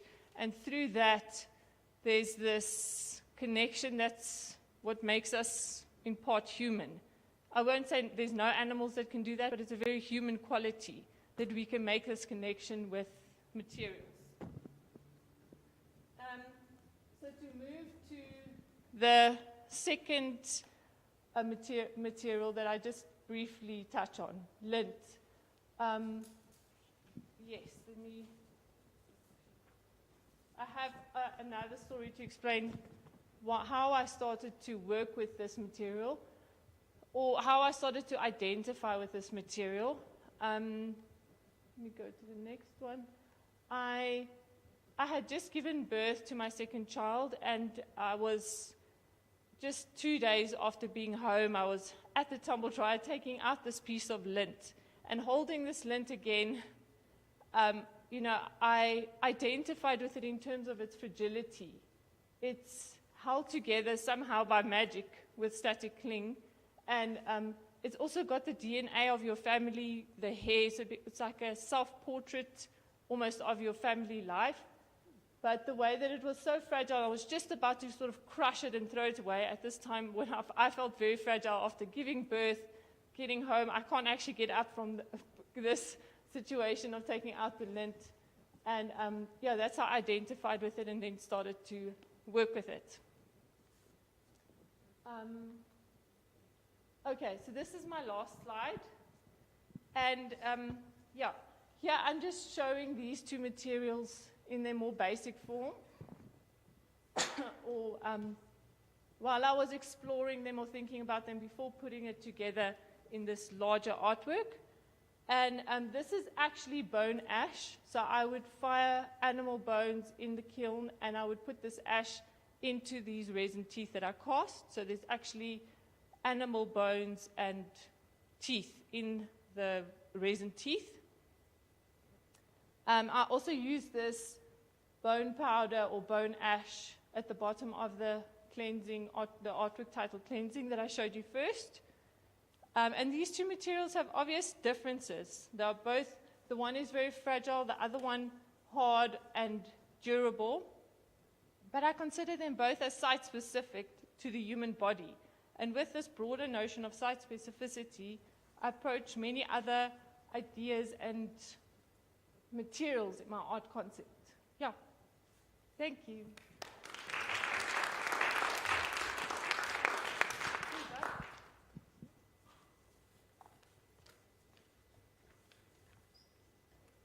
Hi everyone.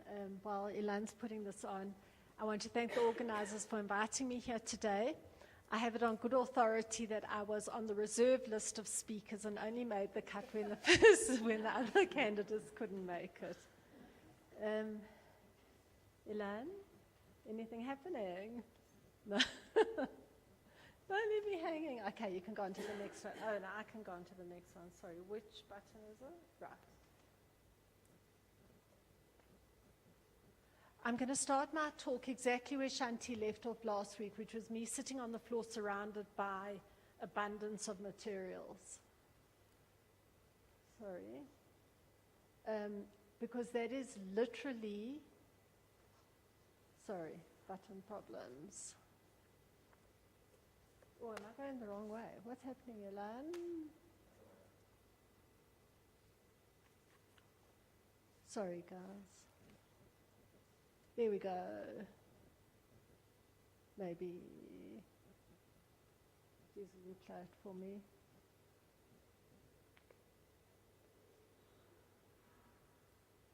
It's typical that on me we have to have technical issues.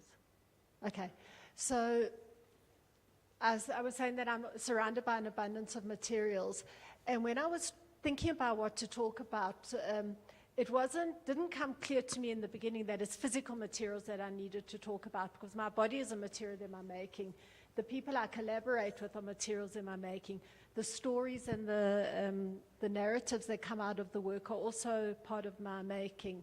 But somehow there's a material stickiness, that there's kind of like excess of materials that just always seem to be around me. And if you have a look at the material list, many of the materials that I work with are what Weiwei was calling soft materials, textiles, offcuts of fabric, wool, ribbon, that kind of thing.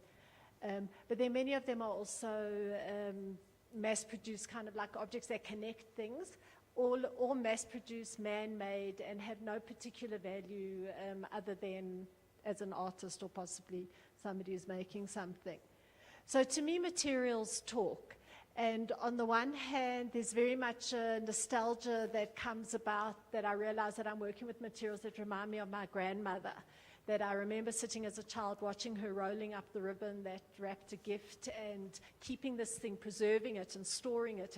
And there was a frugality to the fact that she needed to keep objects because there wasn't an abundance of objects then, but also giving value to each individual object. But I think beyond the personal, materials also bring social context, and I think we've all had these conversations as we've been speaking today about social context.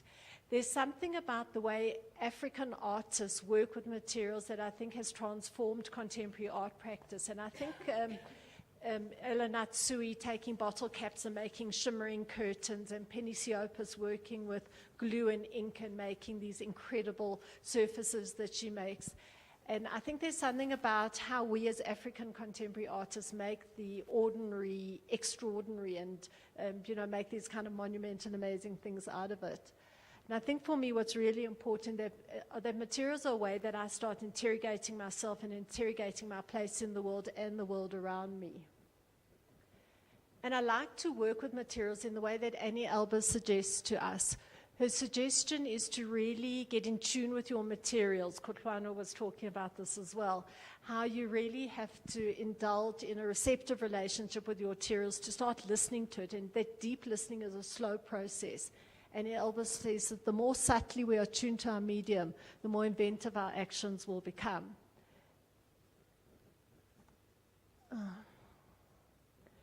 So part of exploring materials is to really think about the singularity of every single piece of material that you work with. And I understand that I'm trying to listen to the materials and get receptive to them, but I think that it's a lot easier when you're working with materials, like bacteria, which have an aliveness to them in the first place. I'm not saying it's easy working with bacteria, but I understand that concept. But I'm working with materials here which are man-made, toxified, have undergone these processes so far from anything that's natural. And I'm saying that I want to have a synchronistic relationship with them. And that's something that I grapple with. It's very important in the way that I work with materials that every single bead is a specific object, and the kind of focus that I need to give to every single one of my materials, to the scrap materials, to the plastics, etc. If you think about you hold a tiny little bead and you have to see where the hole is, and then you hold a thread and you have to get that thread through the hole and it frays at the edge, and you have to lick your fingers and roll the edge, and so that and you're putting it through, and that kind of like detailed specificity is what I was trying to show in the art, in that previous artwork. Even in the curation of the exhibition, I've tried to draw attention to specific moments so that you really do look at a specific artwork and see it as its own unique thing. Sorry, next slide maybe. And also, I just wanted to show this lawnmower cord on the orange bits on the left-hand side, how it has a unique kind of like characteristic of its own, and that comes through in the artwork. And there's not very much that I can do to fight it, so I have to really play with what's there. Ilan, there we go. Again, just kind of like asking for slow looking of the works in the show as much as I'm working with the works slowly. And there's something in the works, in the kind of materials that I work with that are about excess and surplus. And, You know, a friend of mine has a dressmaking business and she gives me all her scraps, and those are the fabrics that I work with. And when a sheet gets torn in our house, I celebrate because then there's something else to take into my studio. But this kind of shocked me when I put this together. I was just paging through my phone thinking of what images to put on this presentation. And there was such a strong relationship between images that I've taken just on my drives through Johannesburg and the works that appear on the show. None of these photos were ever printed and used as reference materials or anything, but there was just kind of like shocked me how there's a seepage of your context around you and how that just insinuates it into the works that get made. Sorry, even this one where I had a painted canvas and I cut it and punctured to weave into it. Sorry, I'm not doing well with the clicker here. I don't know what to say. Even this one gave the sense of fungi starting to grow and colonize onto the canvas. So even though they're not natural materials, there was a sense of something natural that came through it. Oh, okay. In the way that I work with materials, the gestures of the body are absolutely critical, and it becomes the way the forms kind of come together requires my body to be moving in certain ways. And it's very much an exploratory process. It's one where I get to understand what's happening through the making process and through the doing and through the experimenting and the playing. Just see if I can go through well. You're going to see. It's a very deeply material process of literally thinking about every material in a very specific way. So the way that I think about the way my working with materials is as a methodology of care and of nurturing, and it very much mirrors a mothering, where you look at the potential that a child has and you try and nurture that child and you try and grow them to the best of their abilities, to expand them. And as I said, this sounds easy to be Annie Albers and to work, you know, as a craftsman. You're sanding a log and you can see that body kind of moving in synchronicity with the wood. But how do you do that when you're using materials that are so removed from anything natural? But I try my hardest to become receptive to them. And I was at Pilates yesterday and everybody had their leg up, and there was one lady whose leg was down. And out of the corner of my eye, just kind of jarred how when you're not in synchronicity, how things are really very jarring. And that's the kind of mindset that I'm trying to bring to my process and trying to bring to my making. And there are moments when that entangling of human and form do seem to work. And this was, we were playing with light and shadow and movement and pattern and projection in the studio. And they just, for like kind of like that single moment, this seemed to show that proper entangling and a proper interaction between material forms and myself just coming into being. So, I mean, I think you can hear very clearly that I work with lots of stuff, and when I'm painting, collaging, even with the weaving, there's always like this build-up of matter. And my question is, how do I compose it into an artwork? How do you make this work into something that looks like something? And I had these little birds in my studio, and the birds are tweeting, and I'm kind of thinking about how they fly in formation with each other. And I came upon this, the murmurating masses of swallows, and how they're individual pieces, and yet they all come together to create some kind of form. Another example would be like the plastic patch in the Pacific Ocean, where you have these square kilometers of waste, but the sea currents are flowing, and these bits of waste are flowing together, and that's creating some kind of like movement or flow or connection. So the wonderful thing about working with creative making is I don't have to make sense of things.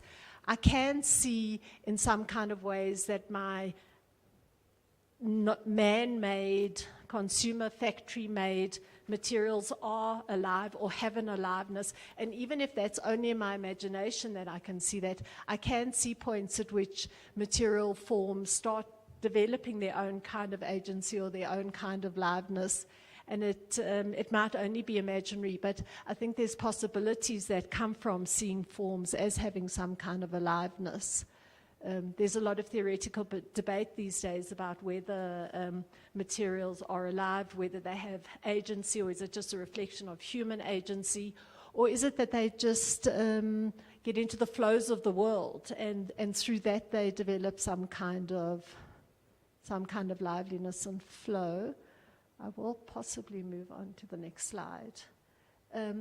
So I think what I'm talking about here is that you take this physical object, and through the magic or alchemy that is creative process, you start transmuting something into, you change the nature of that substance, and suddenly you have something that's mutable or that's lively, something that grows, that can be mobilized, that possibly becomes overpowering.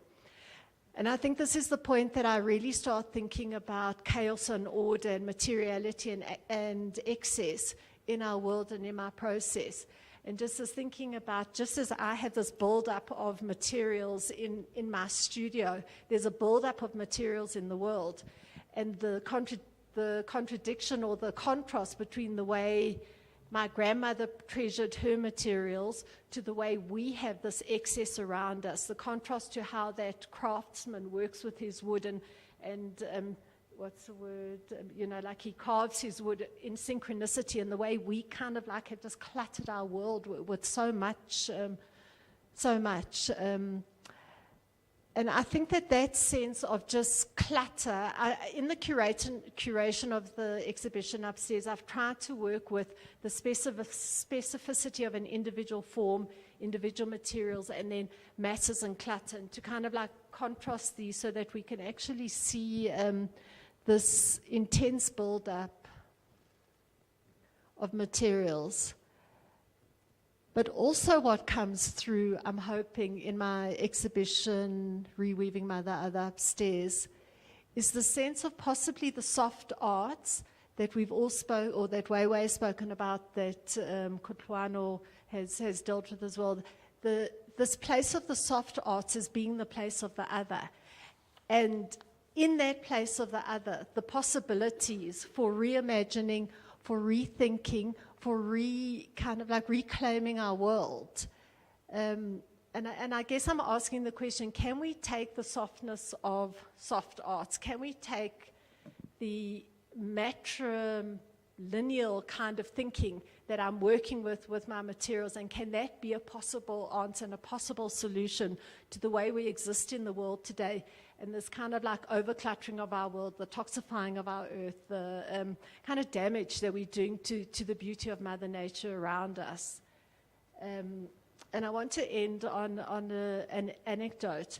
At the Symbiosis exhibition at FADA, I asked one biologist, what happens post-humanity to all this waste material that we have on our earth, to all these toxic things that we've accumulated? And he didn't have an answer, and then he kind of came up with something which I thought was very beautiful. He says, the plants will most likely engulf and empod these bits of toxicity and take them into their core, wrap them up and cocoon them so that the toxicity is encased and the plants can then carry on living in the world and growing and thriving. And I just think that was an interesting and a beautiful place to stop. Thank you.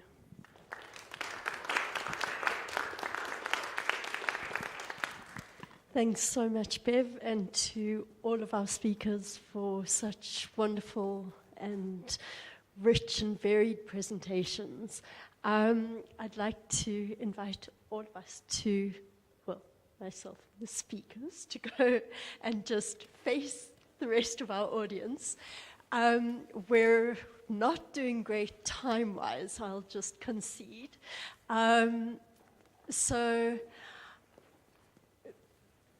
we've got about 10 minutes, really, but I also think that so much of what I had anticipated and would have wanted us to be having a conversation around has already happened in terms of points of connection, even between very different modes of making and approaches by each of you. to your artworks, to the conceptual impetus of why and how you make.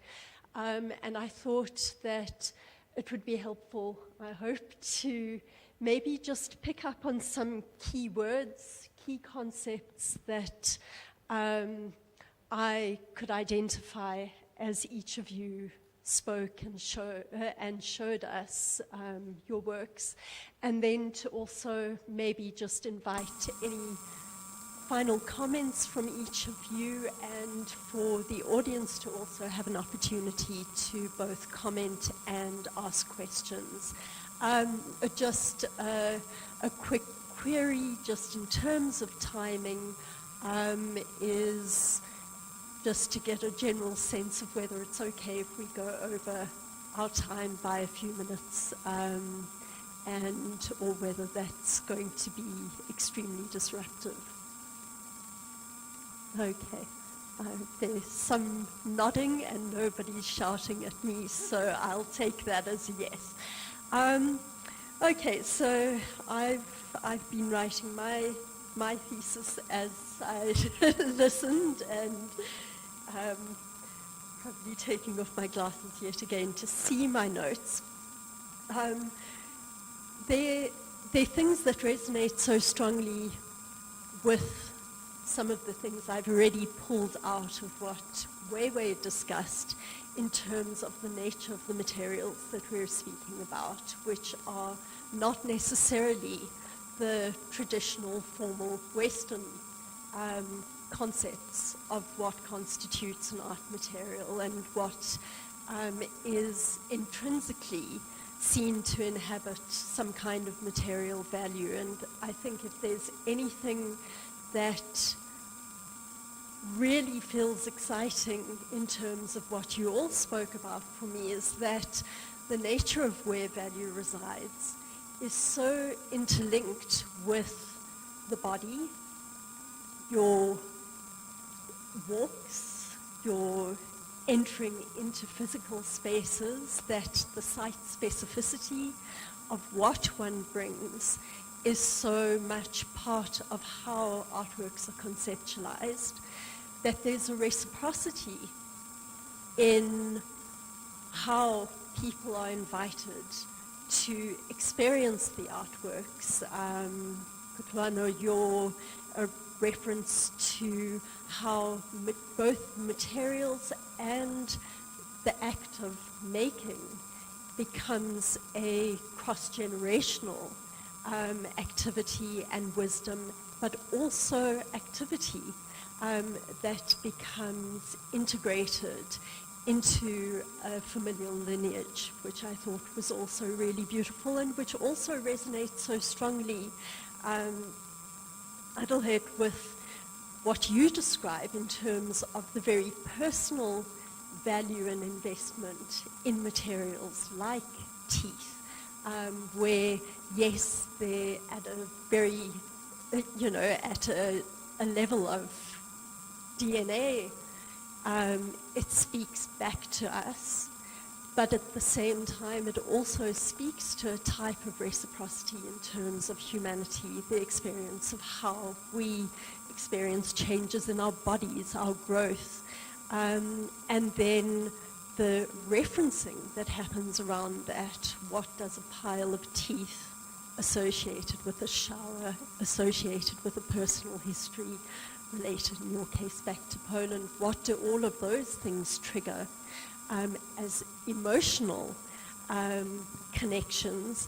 And then Bev, I thought that you also said something really beautiful about what other materials can be beyond the physical materials, that the body, the anecdote, the audiences that get brought into experience are similarly material constituents in a work,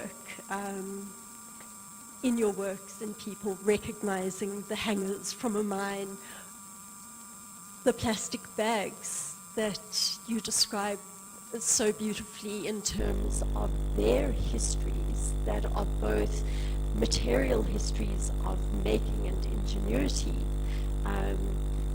that require people to use what's available in the face of very little being available, but that materially they also have histories of being reused, passed along materials, man-made materials like the polymers that don't just disappear into nature, but in fact out-sustain us or outlive us in many cases.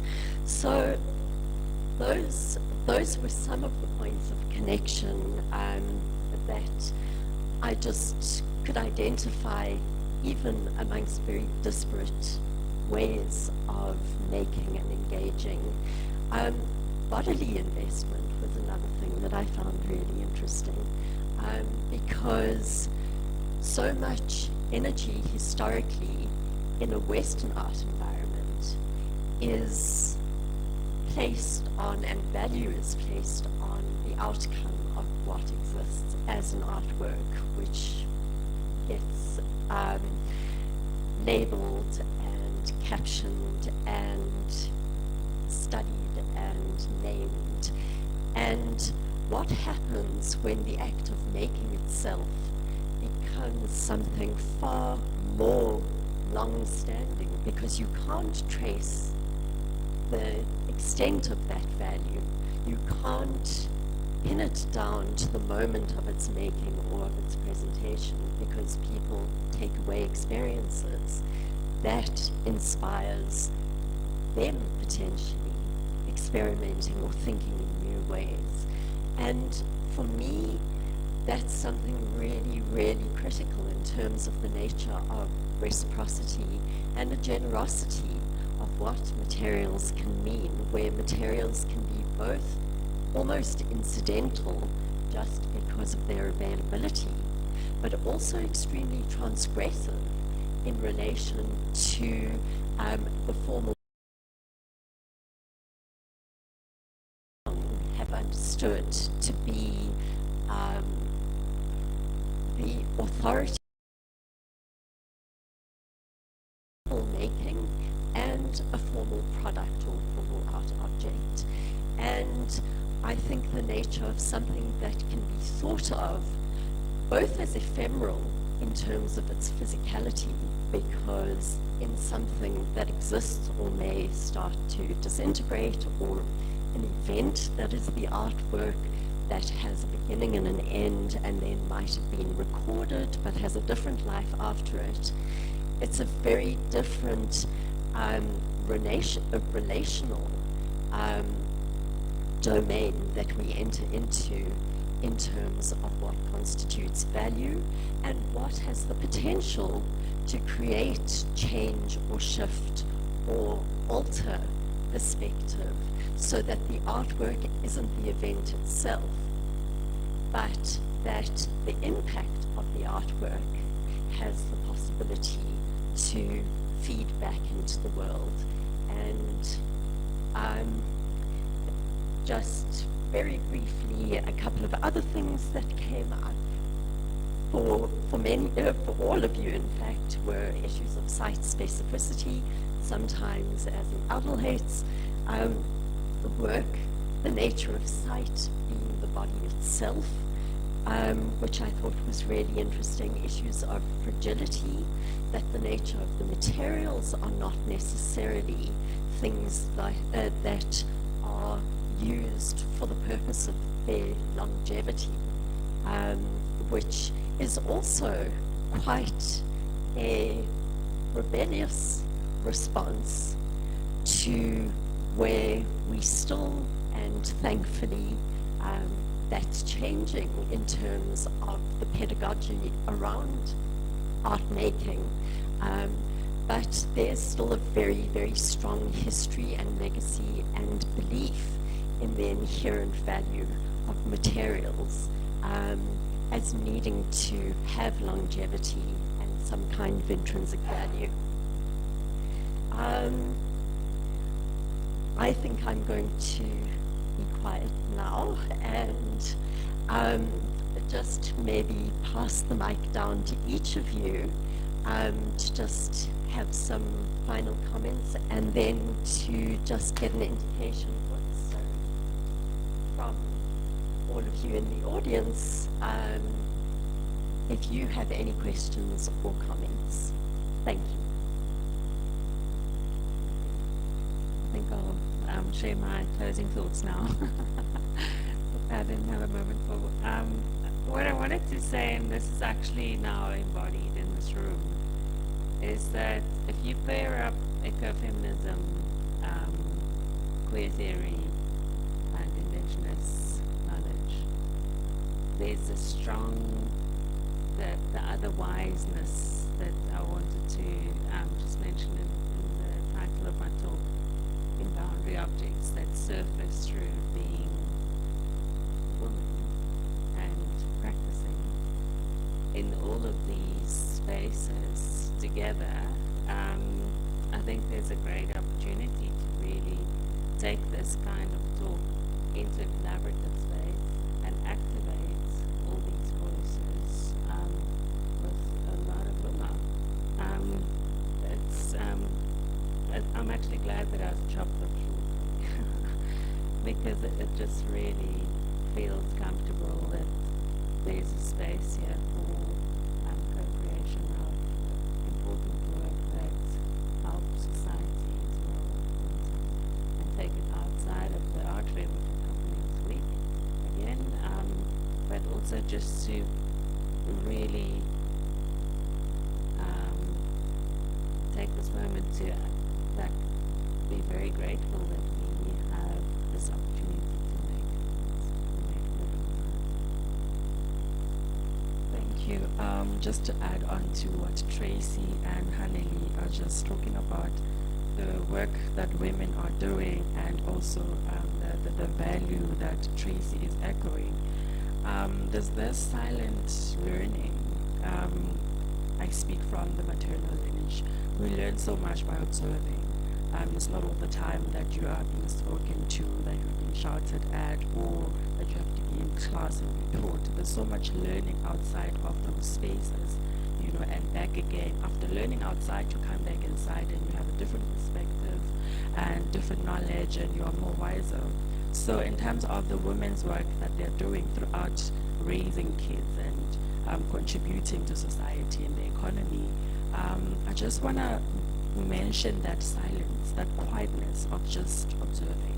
And I think it's important because when you sit and you observe and you ask yourself these questions, you begin to see the value, you begin to ask yourself more important questions as to why is tradition like this? Why are things done this way? Why are you creating a mat for your house? Such mundane questions and observations within our own spaces, within our domestic spaces, when we are being raised by the women. It's important to be quiet and still within those moments, and that's when we will be able and begin to see value, to understand it more, and to echo it even more in such spaces. So thank you so much for that. Thank you. I think that to add on to what you were saying, these spaces where things, even now, we are not busy making art now, but, and you were saying this is like a special space where we are sharing with each other and getting some sort of insight. It's so valuable, the same way that we make connections. I think when we are in the process of making work, we think through our work. It's practice-based. There's that kind of space, but this is just as powerful. And I think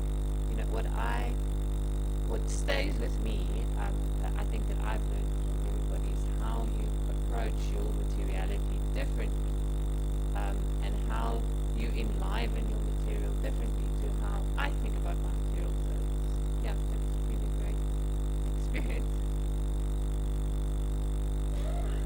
Sure. I guess all I want to say is that these networks of care that I've been talking about so much just keep on growing and growing and entangling all of us together. And I hope that you guys in the audience know that you're part of that. And I think that we should turn over to you to hear what comments come from all of you. But thank you all for the grace and the beauty of being here.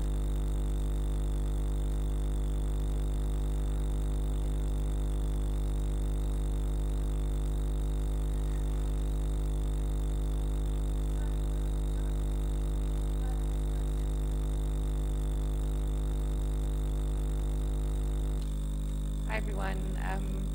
My name's Catherine. Some of you. My question is, I guess for the three of you sitting there, actually all of you, how do you imagine, or what is your intention with the materials that you use for their lifespan? Kind of after you've created what you're creating, what do you imagine will happen?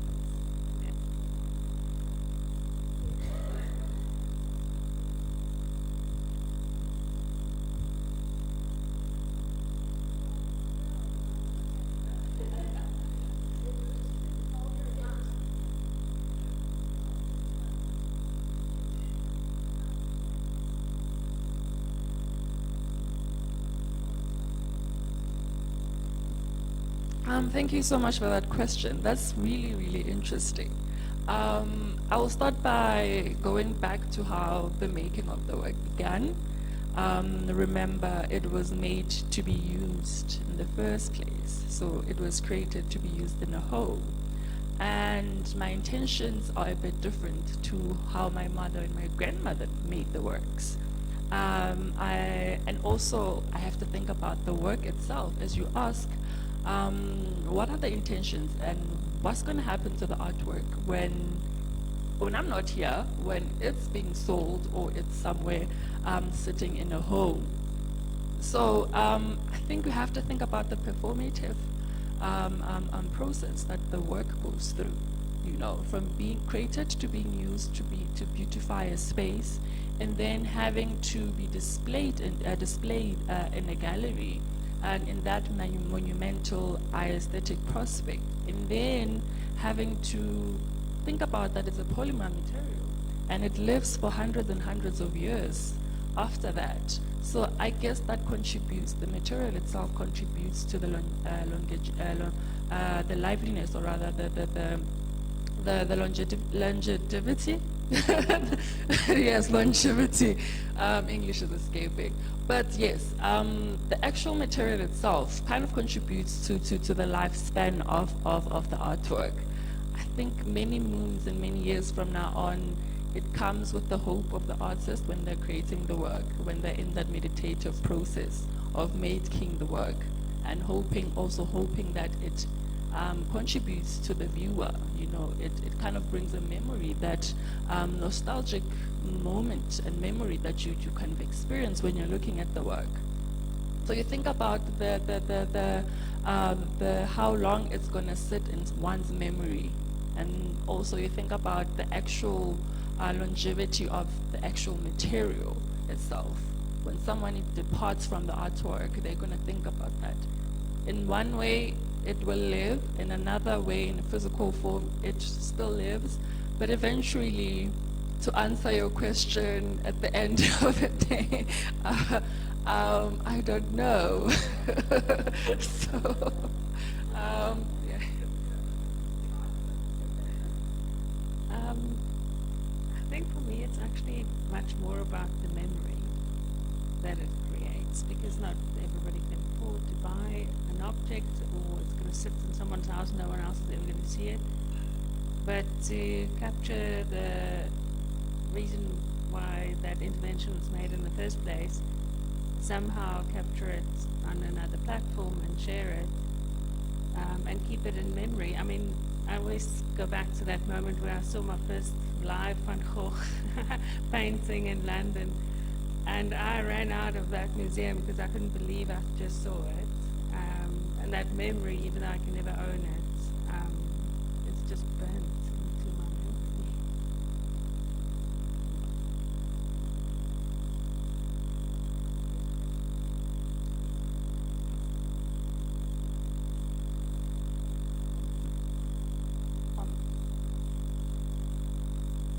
This is a question for, I think it's pronounced Kofuano. So you use the plastic bags to crochet, but how do you first make that into string?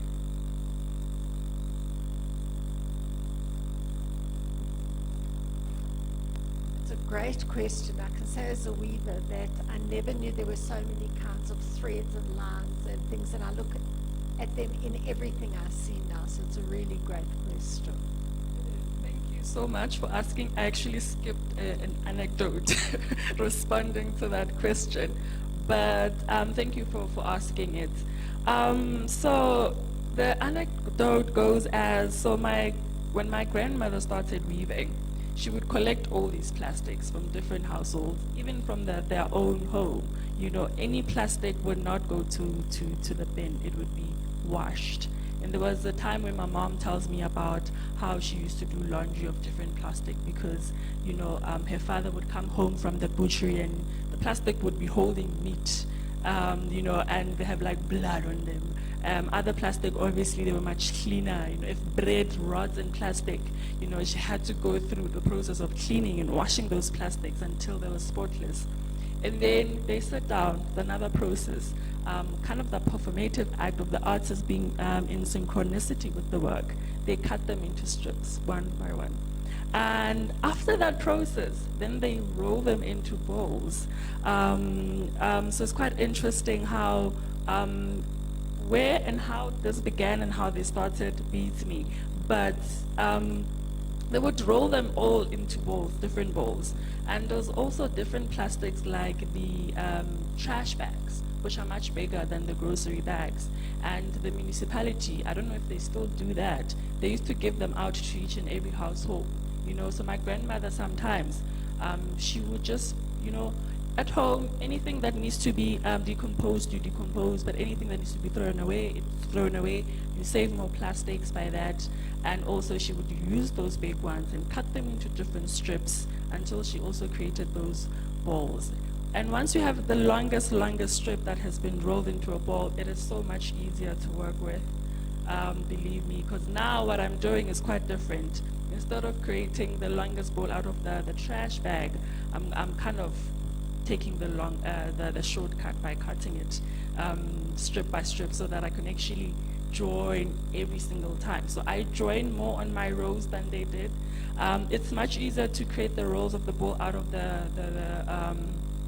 grocery bags than the huge bags. So that's how I create my strips so that I can actually crochet and experiment with the weaving and also braiding the strips as well so that I can weave with them.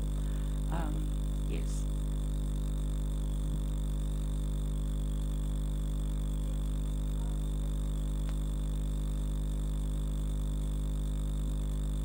I guess this is for any or all of you.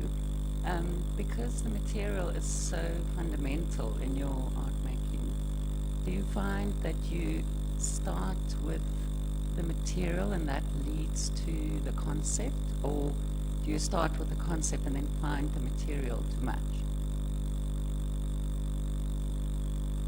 I'm holding the mic so I'll answer. I very much start with the material and the gestures of making, and from the process of experimenting, playing, putting things together, weaving, some kind of, whether it's energy or feeling or sense comes out of the work. Very often in my case, it's like, oh, you worked so hard, there's hard work embedded in it. And then that starts becoming the concept that I work with. Yes. For me, it's the same. It's also definitely identifying this material and then kind of going through a process that I'm experimenting with what can be done with this material. Like lint, for example, I wanted it to be a larger section, but first I kind of looked at them separately and then made it work that way, then connected a smaller part, and then, so it's the technicalities of the material as well that I think, yeah, are interesting and challenging, and you know, have flops, and what does that mean? Why are you working with this in the first place? That I think also comes for me to some sort of concept. So, yeah. Thank you for that. For me, it's a back and forth process. I sometimes begin with the idea or the vision. I would just be sitting and thinking and looking at my mom's curtain, and I look at these beautiful patterns or something she had made long ago. And that for me kind of sparks the idea, I want to make this, but then how do you make it? What is accessible? Okay, I have these materials, I can use them and experiment with this material and create what I want to create, my vision. So it works both ways in different artworks as well. So yeah. Mine's mainly the other way around. I've got a tab on a whole lot of stuff lying around that I know I can access when I phone people. So when things sort of align and new opportunities arise, I might phone a geologist again and go collect stone in Carltonville or whatever. But it's very much a network of materials because it's often so large scale. I keep in contact with a lot of people to make sure that that network stays active. And then often it's in combination with a site visit that conceptually really develops a work for me, site responsive.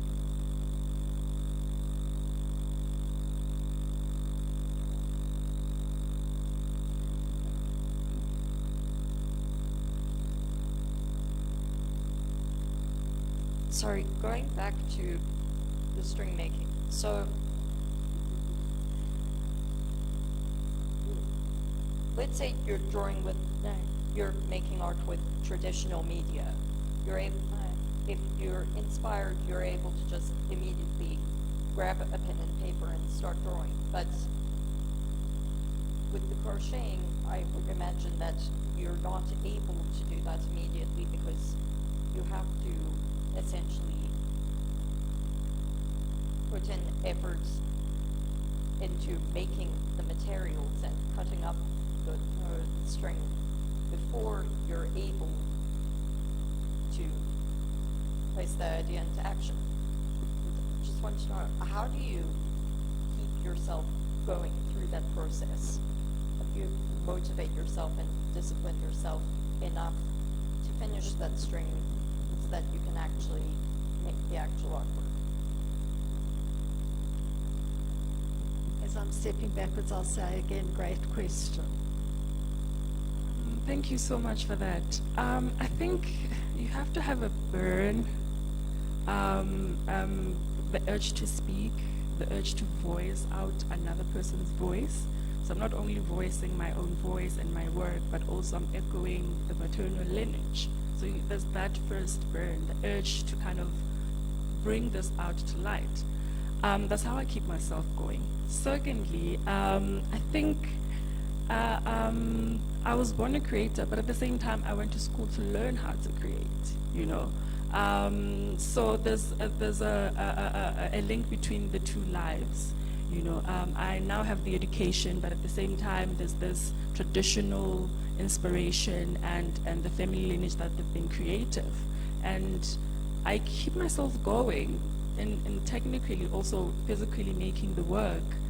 Yes, I will start a crochet line, go to the second one, the third one, and I still think about this idea that I want to create, as simple as creating a portrait, because the first time I sat hours and hours and trying to get this idea out of my head with this mundane material was making a portrait, and that involved me separating different colors into different shapes.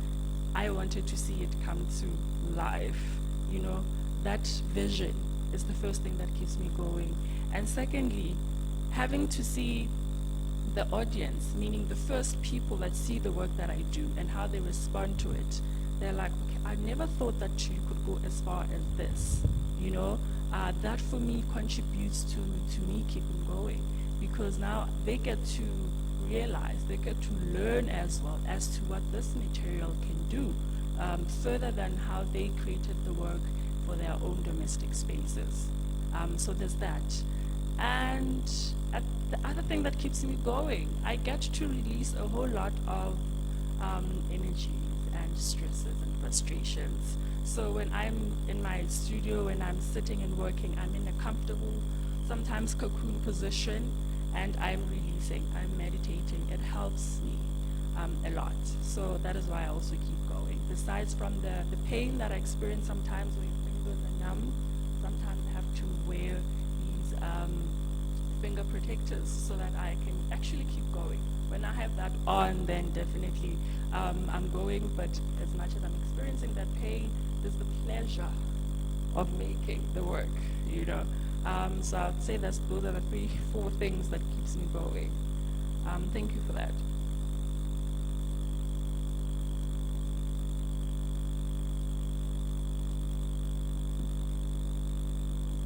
Thank you for lovely comments, lovely insights, great questions, and for just a really, really special space that's been created here with all of you. And please join us now for something to eat and drink, and to continue chatting amongst yourselves. Thank you.